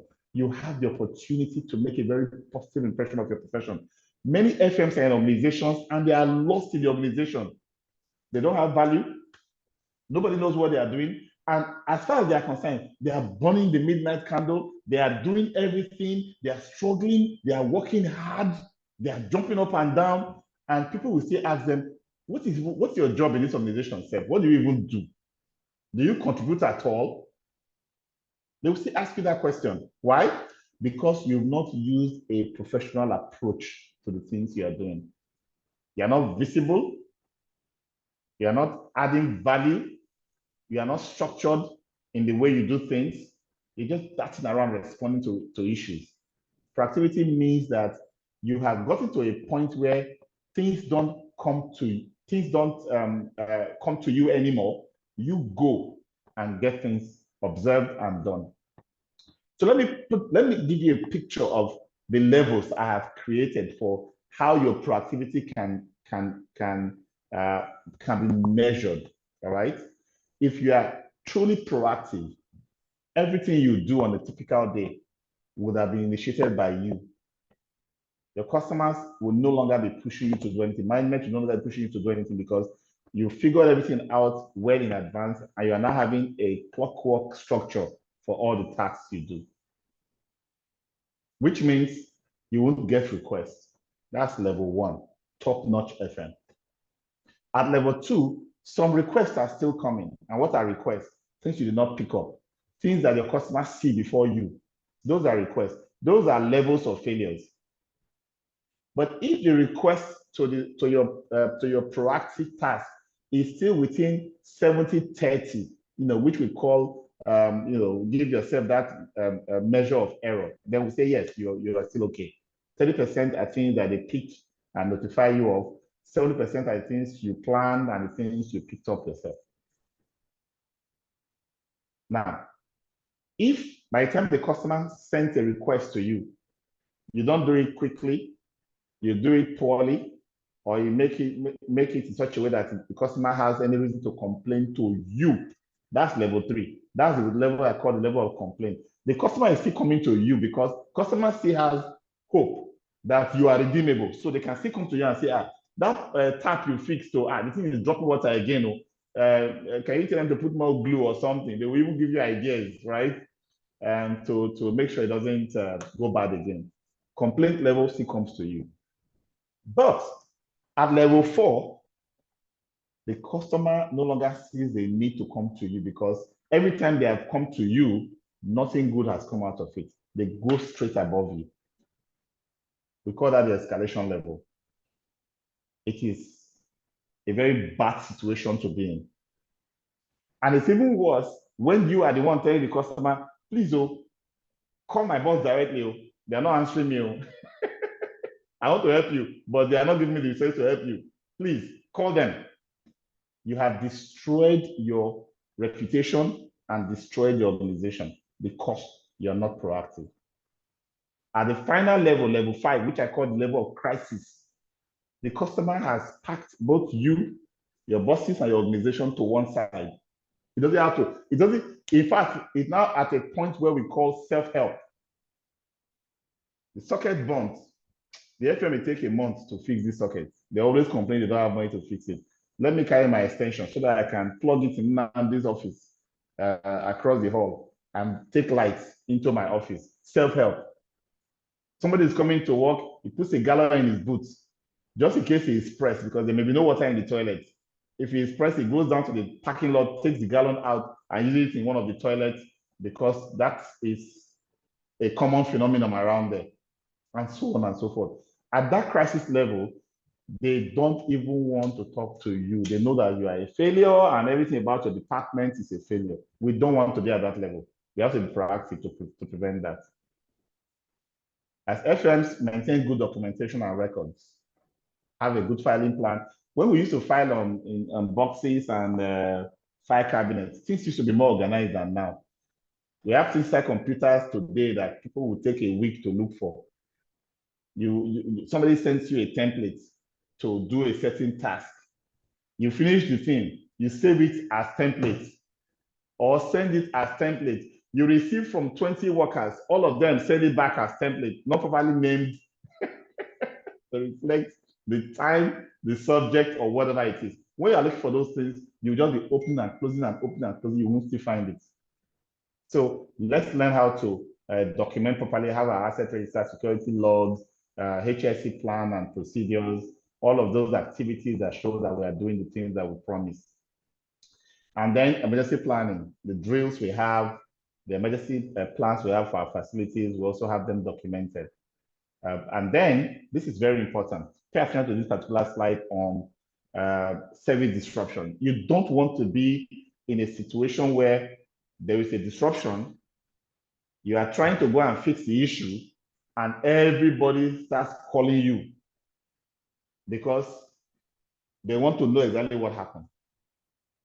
So what we teach is, if there's a disruption, whether it is planned by you, which of course you would have notified everybody before and notified at the time you want to implement that planned disruption, or an unplanned disruption that just happened and you don't know or even know what caused it, for example, the first thing you do is to communicate. It's not to go and fix it, no. Communicate to everybody. There's been a disruption. If you know what caused it, yes, this is the reason. Who is it impacting? How long will this possibly take? What are we doing about it? When will I come back to give you more updates? When am I likely to be done with it? This template will guide you. Structure a WhatsApp message or an SMS or something to provide this information. Once they all get this, your phone will not ring. You can now focus and do what you need to do. But don't forget to come back to prompt them at different times with your progress, and also to let them know that it is done. If it's restoring power, for example, it's possible that power is now back on. It doesn't mean you won't come back to communicate. You cannot just assume that because we've seen power, therefore you have done the thing, so we should be happy it's been done. No, you need to still come back and tell us the solution has happened, but is it a temporary solution? Is it a permanent solution? You know, what did we learn from that process? They have confidence in your professionalism. If you have this kind of structured communication coming out from you all the time. HSC.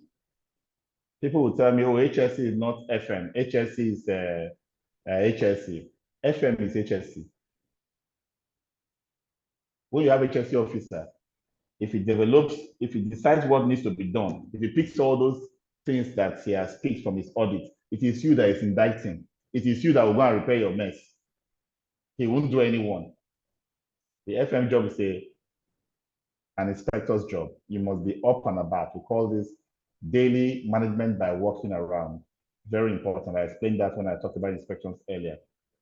And then make sure there's communication with your stakeholders. Plan everything you do and do everything you plan.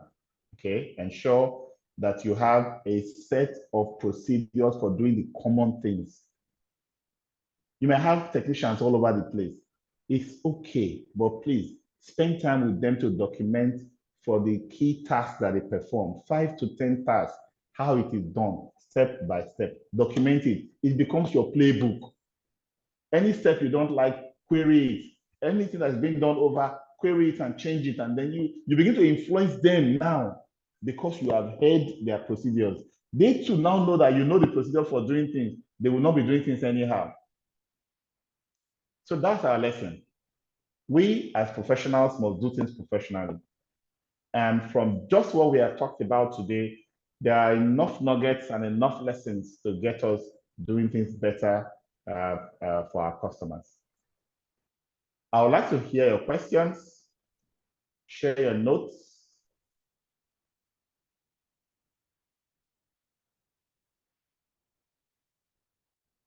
Yes, I have a hand up.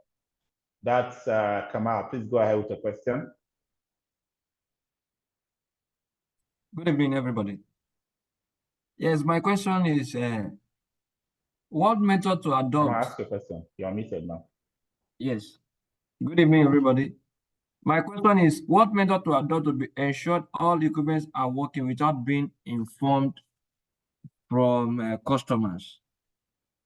Come again with that question. Sorry, I didn't get it. You mentioned something concerning that maybe if customers are not reporting any issue, and the fault is FM fault. If FM doesn't aware of any fault in any way, what method can we adopt to address such cases? Okay, very good. First thing first, your first job from my lesson today is that you wake up every day and you want to ensure that every customer is okay. That's your first job. The process of getting that assurance that every customer is okay, you will pick up all the issues around them.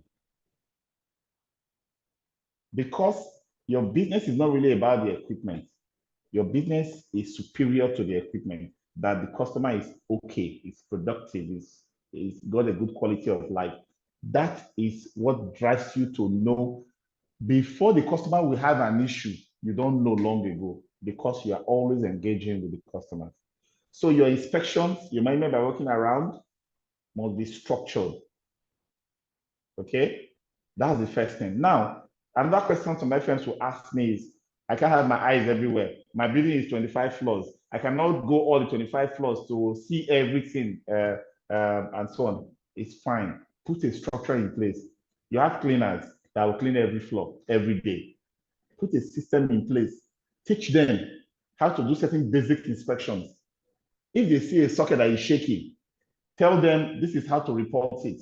If they see water dropping somewhere, tell them this is how to report it.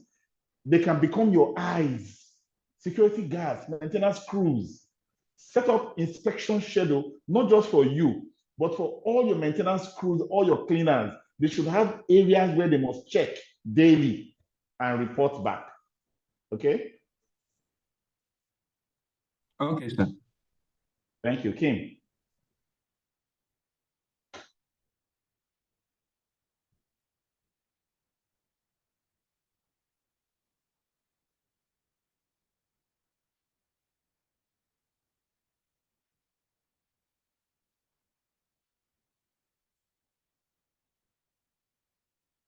We still have 5 minutes. I can take 1 or 2 more questions.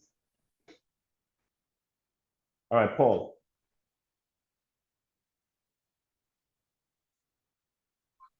Good evening, sir. Good evening, friends, colleagues.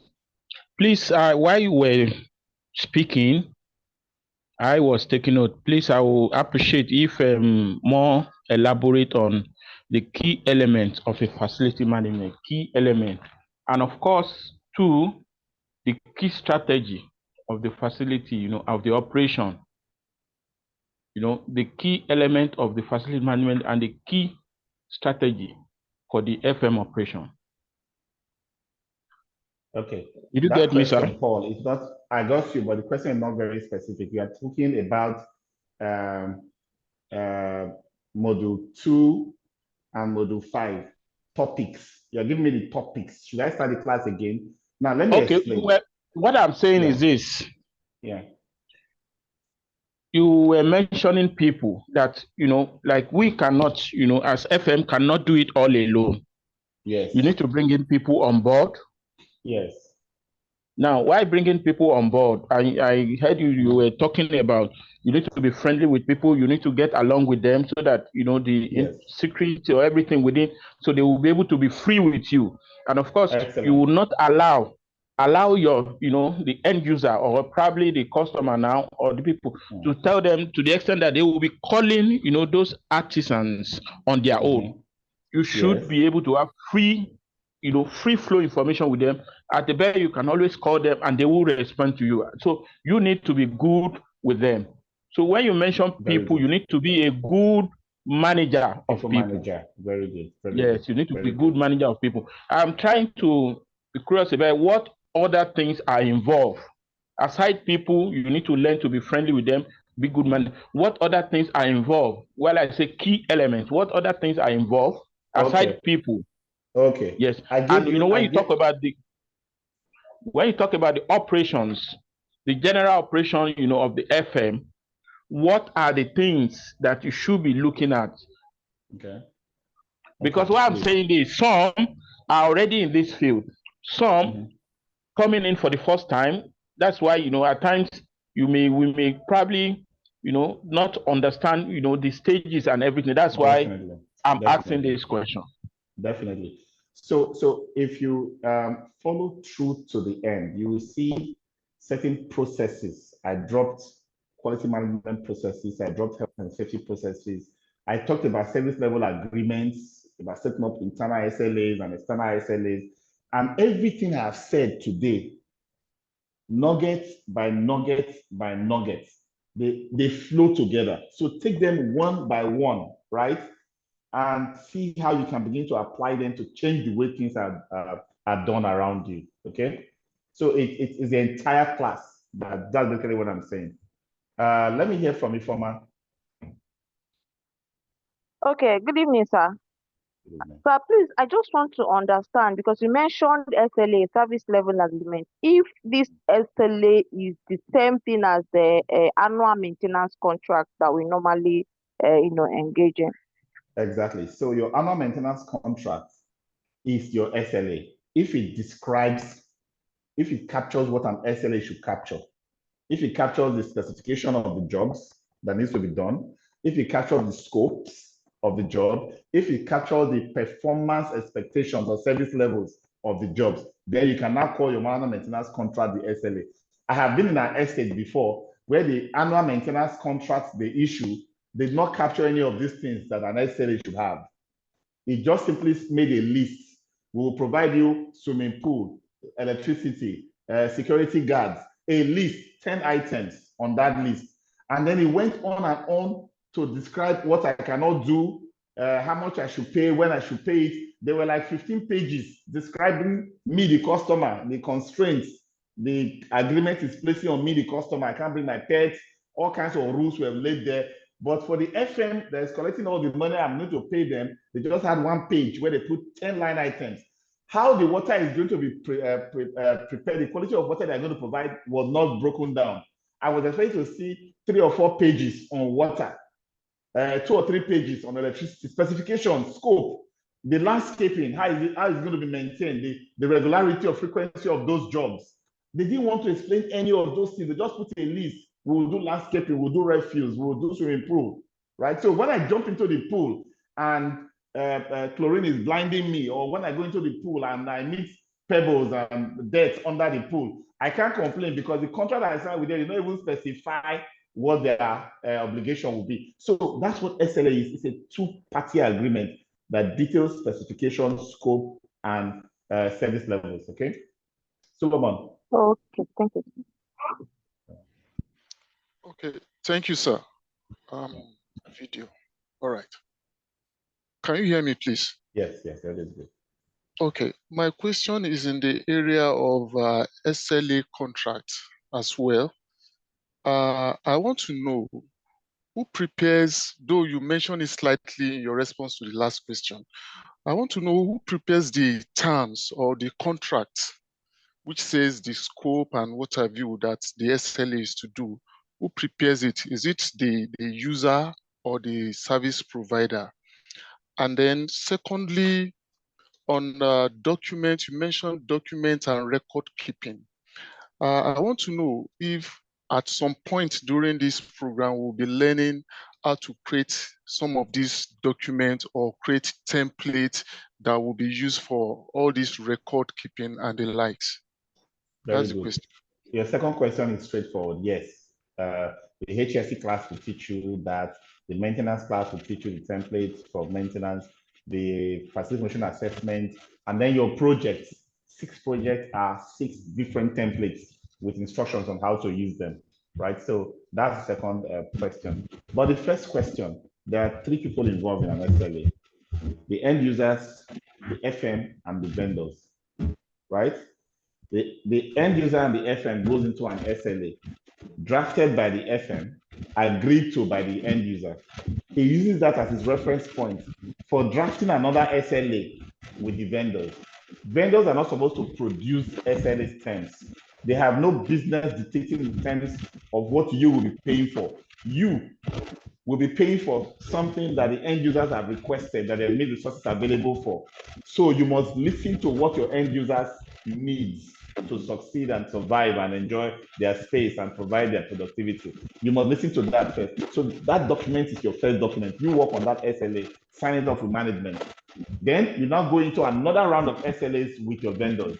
Now, because many FMs do not have the technical skills to write robust SLAs, they use quotations that come from vendors, right? To capture information and put in. So what I would advise you to do as a shortcut is get many vendors to quote and specify. Tell them to break down what they are going to do and provide their SLAs.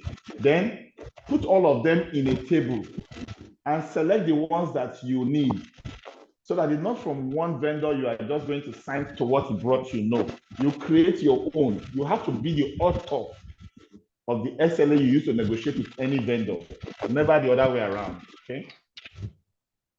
Thank you, sir. Thank you, Abiodun.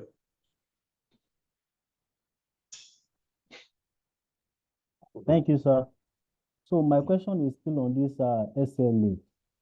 In the course of your discharge, sir, you mentioned something that this SLA, actually I'm hearing of this internal SLA from you, because I know that we do have the external one here. So what is the constraint? Why is it that most facility managers are not doing this thing? Is it from the end user or themselves? So what is the challenge? Why is it not being done? Is the FM. We just take it for granted that we and the end users we understand ourselves. We just assume that we understand ourselves. So we don't need to document our relationship. It's just like me and my brother going into business. We say, okay, we understand it's 50-50. Whenever we make money, we just share 50-50. We just have that in our head. So we begin to go into business. We didn't document anything any day. It is over familiarity that makes us not to do that. We are suspicious of the vendor, so we write everything and document everything. But within us and our internal colleagues, we feel over familiar, so we don't need to write anything. That's what's going on. MM.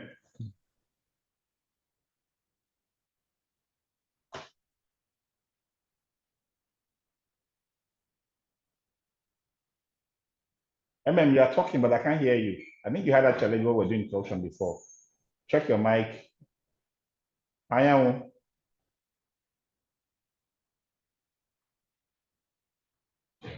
All right, Nkechi.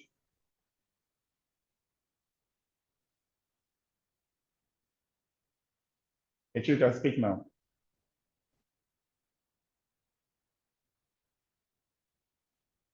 I'm I mean, so keep sorry, testing. but Whenever your audio comes through, I'll recognize you. My screen froze for a few seconds. Okay, my question again, just like the last two speakers, is on the SLA. I know that coming from the oil industry, I know how pampered a lot of our end users are. And to be honest, a lot of us are very spoiled. So at what point do you draw the line, between you who has developed the agreements, the end user and the vendor? If an end user is, requesting too much, at what point do you draw the line to say that, okay, you mentioned that we can, get the heads of the departments involved when we're drawing up the agreement. For example, where I worked before, we were in that building almost 2,000 people. So we had a lot of GMs, EDs, and all of that. And they have different tastes and different wants and different needs. Yeah. So at what point do you draw the line, from what they want and what we can deliver? Getting a vendor is not a problem. There are different levels of vendors, but at what point do we draw the line to say, okay, or you want a corner office with this. Or the next person is saying, okay, I'm okay, legally saying, okay, I want my people to be okay. We must be on level 6 and not level. They want to roll with the big boys. We must be on level 10 and not level 2, where the cafeteria is. So at what point, as the FM managers, do you draw the line, for these top guys who you will be meeting, at every point in your career? You want to satisfy them. Customers king. But at what point do you draw the line to say, on that way, this cannot, you cannot get what you want? Sure. So there are two things. First, you have budget constraints. Nobody has unlimited revenue to do anything in the organization. There's always that constraint. But you cannot do any of this alone without HR. You work with HR to come up with standards. I had a friend in an oil and gas company that almost lost his job because he was trying to enforce a standard that was not written down. What was his problem? A GM was just newly promoted as GM. The former expert who was the GM before he left has only occupied the office for less than 3 months. And before that guy occupied the office, they had refurnished the whole place, spent some millions, gazillion amount of money to refurnish the whole place and keep it up to the level of a GM. That guy left in 3 months. A Nigerian was promoted to become GM. He gets into that office and says, replace everything because it has to be freshly supplied for me, right? The FM could not say anything. So he goes to HRO, get to directors, people who are senior to this particular GM to say, now your job is not to say, I can't provide you a brand new system set up, right? But I need approval. And I'm going to get the approval from people above me, right? So that was the approach. If he had not approached it that way, I think he made a little bit of a slip when he says, sir, but this is still new now. When he said that, he just caught for himself hate from that GM. And at that level, there's a lot of comradeship among people at that level. If one person say, I don't like you, even if the remaining 9 used to like you, all of a sudden, they will lose interest in you because one among their class does not like you. So you don't want to be in their bad books at all. So I now said, what has been the case? You see, before now, everywhere they know that they furnish for, they've not used for more than 6 months, between 6 months and 1 year, they don't replace it. They will leave it because it's not been overused. That's the practice. I say, has it been documented? No. I said, that's where your problem was. So you must work with HRO to come up with space standards for all provisions. It's a lot of work, but that front end work must be done so that when that time comes, you have a document that was signed by somebody above both of you. Sister, I wanted to apply, but I just realized that there's a constraint. In this so and so rule book, it says so and so. I will write for permission to waive it, but I will need your support. It will back off. It will back off. So that's it. So developing all these processes in place ahead of when the problem will come. Many of us, we meet problem, we solve it. That's not the approach I'm preaching. I'm teaching you that before problems come, already have the tools in place, the systems in place before you start encountering them. Okay. I'm not liar.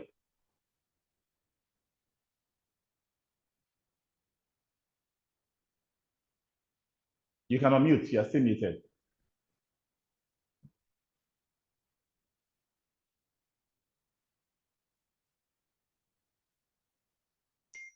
Omala, you're still muted. I thought you wanted to speak.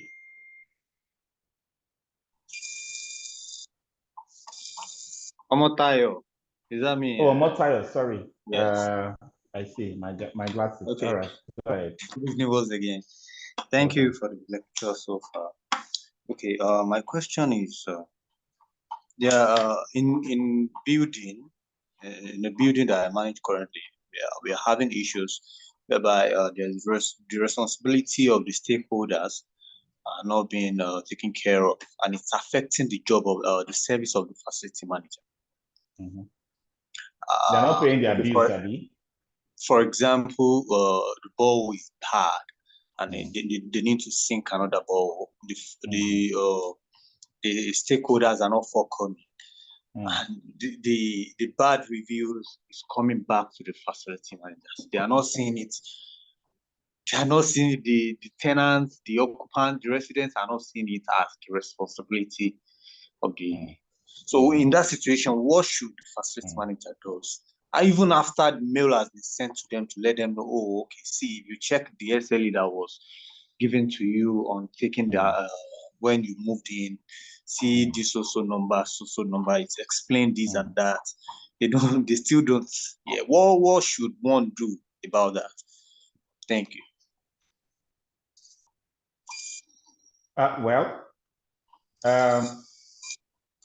The way to go about such things is, one, unfortunately, you cannot say it's not my fault. I know many of you have been doing that. It's not my fault to I've done my part to. They are the ones that didn't do their part to. Please stop all of that language. It should be removed from your vocabulary totally. Because I told you there are only two sides of the coin: the service provider and the service user. You and all those who didn't give you the resources are all on one side. Okay, so let's know that first.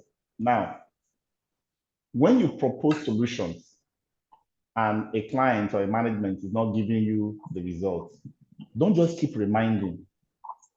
Find out what the constraint might be. They may not have the money or the cash flow.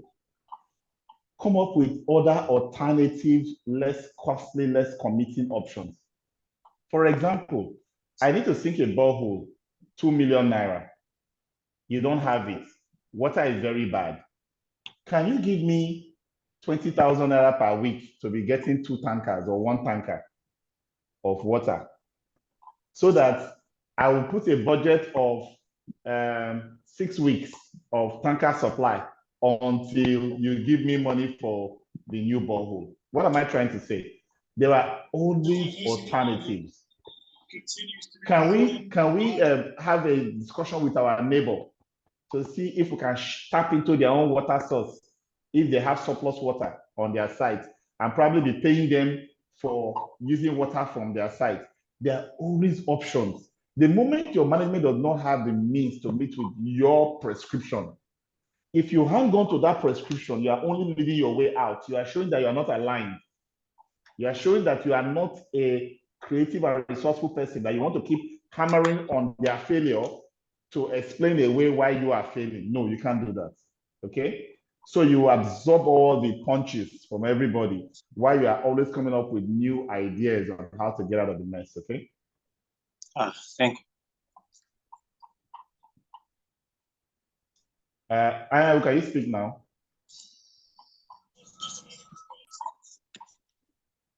Thank you for the wonderful lectures. So I just have not still coming out forcibly. I think has the same problem. So are you able to speak now? Have you tested your mic?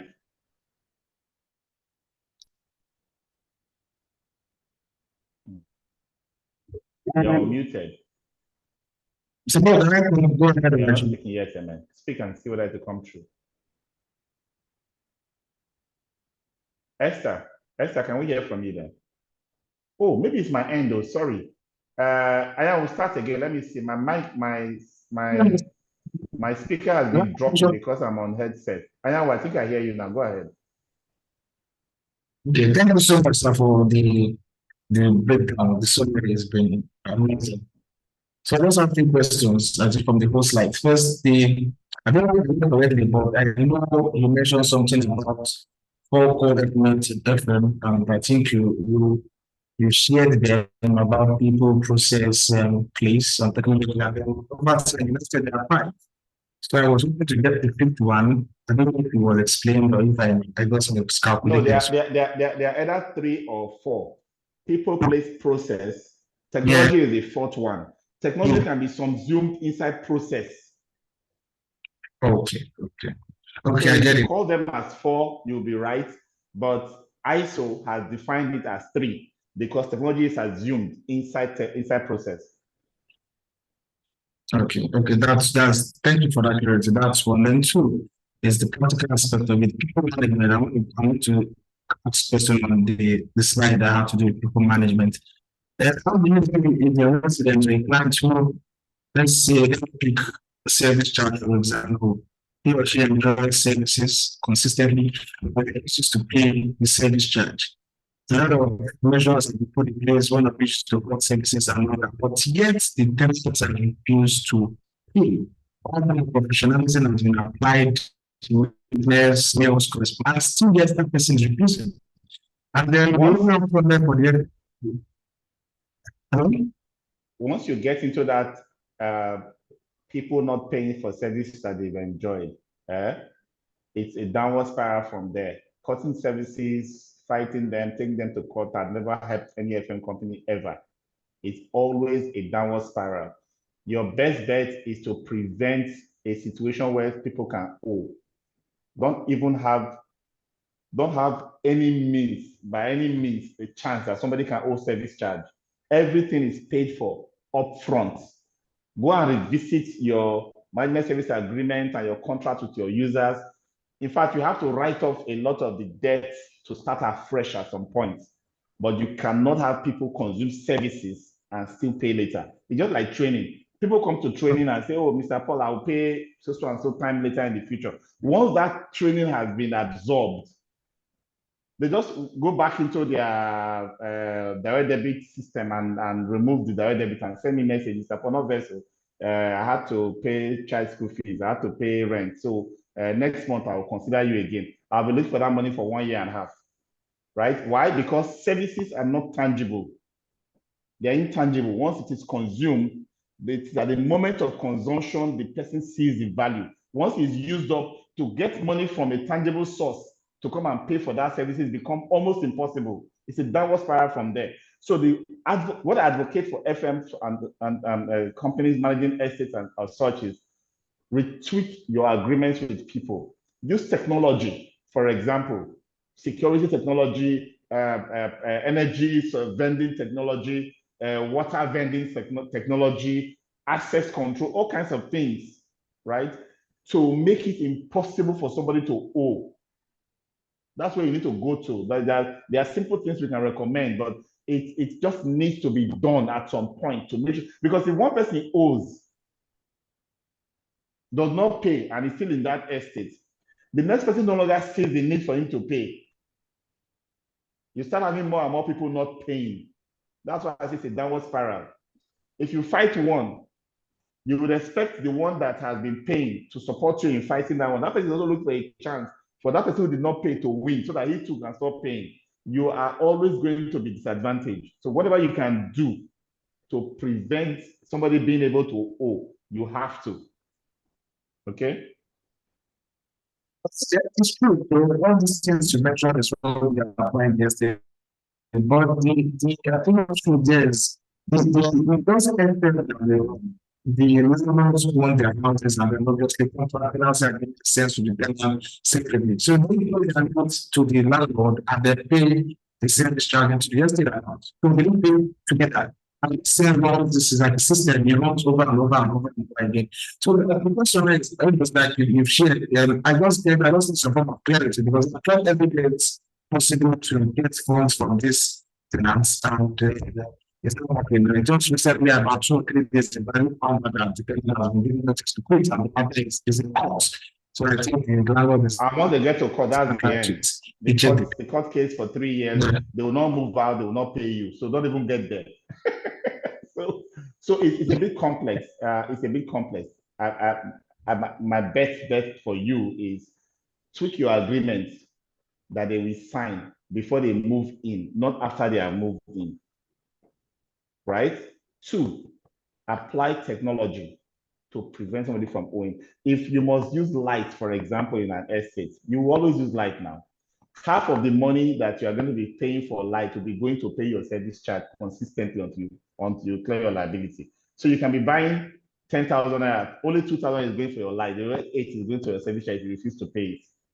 And so many other things that can be tweaked into the program for the estate. That's a whole topic on its own. I'm still working on that course. I've not finished building it on how to manage residential estates, especially how to deal with recalcitrant customers like this. There are issues around it, but the 2 solutions is contractual and technology. Okay, Esther. Good evening, sir. Good evening, everyone. Sorry, it's just a tremendous one more question, please. I don't know if I'm sure I should not see Esther the floor. Go ahead,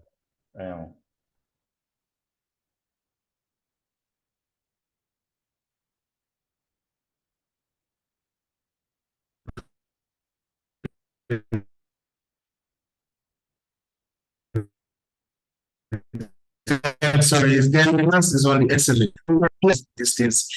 Tell me that this is sitting from mosquito. This is that they can't control wanted to come out with everything and all that.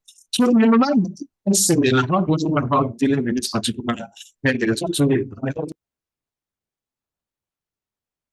I am the network is been bad from your end. You can type in that question. Esther. Good evening, sir. Good evening, everyone. We have a facility, residential property with 9 flats. I don't know if we have an SLA, but when I get to the office tomorrow, I will check. But let's assume there is no SLA between the company and the tenants. How is there a template to build one? SLAs, yes. SLAs are 1,000,001 options you can get online. Just add and delete items that you don't want to see in it.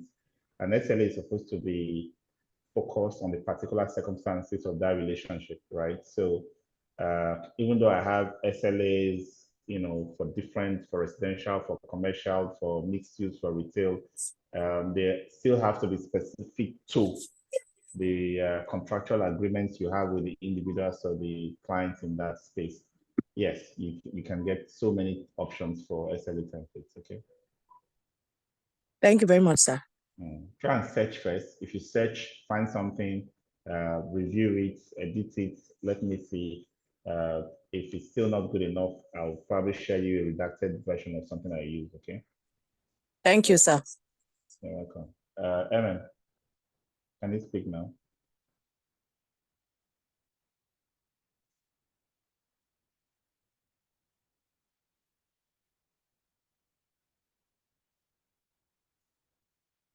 Okay, Ayan, you said, okay, before Ayan's question, there is Kolawole. Nexus of your has a thin line between, by the way, can you elaborate, please?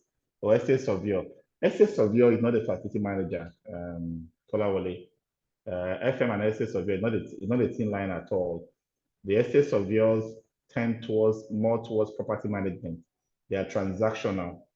Valuation is their bids, agency, rent and selling, all of those things are their bids. But when it comes to facility management, which has to do with the life of people and productivity of the core business, they are not there at all. So they're very different profession from FM. By the time we go through all of these competencies, you'll find out what we're talking about. The last one, I know, Solomon, sorry, the time is really stretched. This class will finish at 7 o'clock. You have to go. We have a pest control vendor whose current services in terms of fumigation is not so great. Anytime we engage in some form of excuses and the reasons why the mosquitoes are not dying, he gives.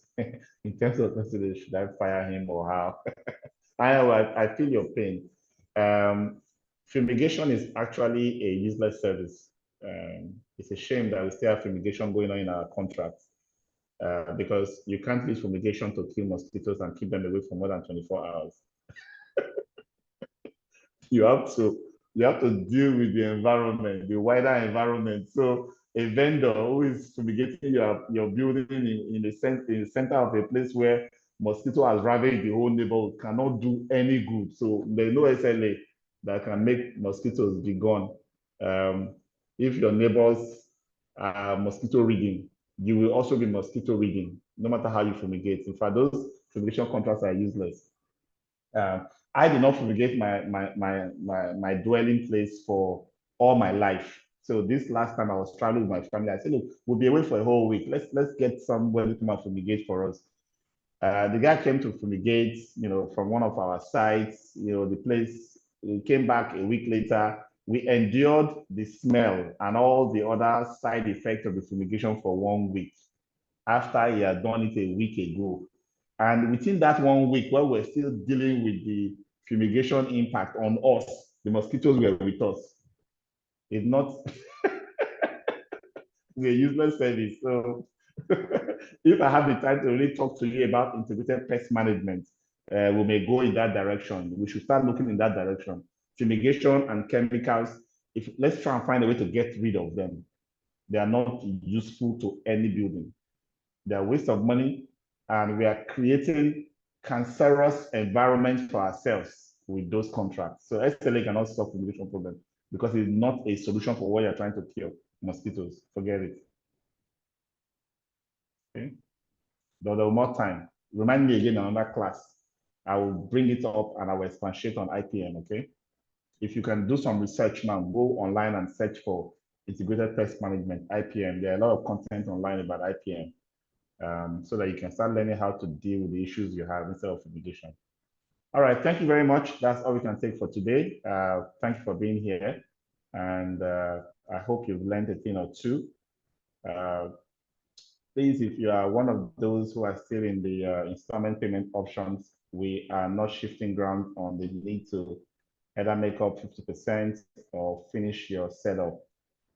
Please, we don't want to have the issue of us delivering the goods and not being able to pay the geese that lay the golden eggs, the Max-Migold team and faculty. It's very important that we are able to meet our obligations on both ends. So thank you so much and see you on Friday. I'll be the one to take your class on Friday as well.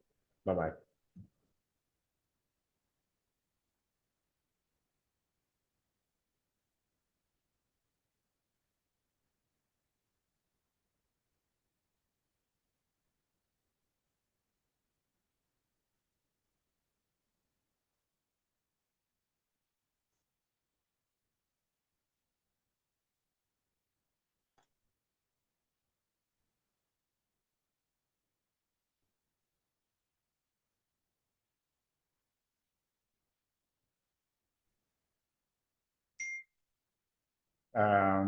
God will, what is IPM? Integrated Pest Management here. Integrated Pest Management, that's what it's called, IPM. It's an alternative to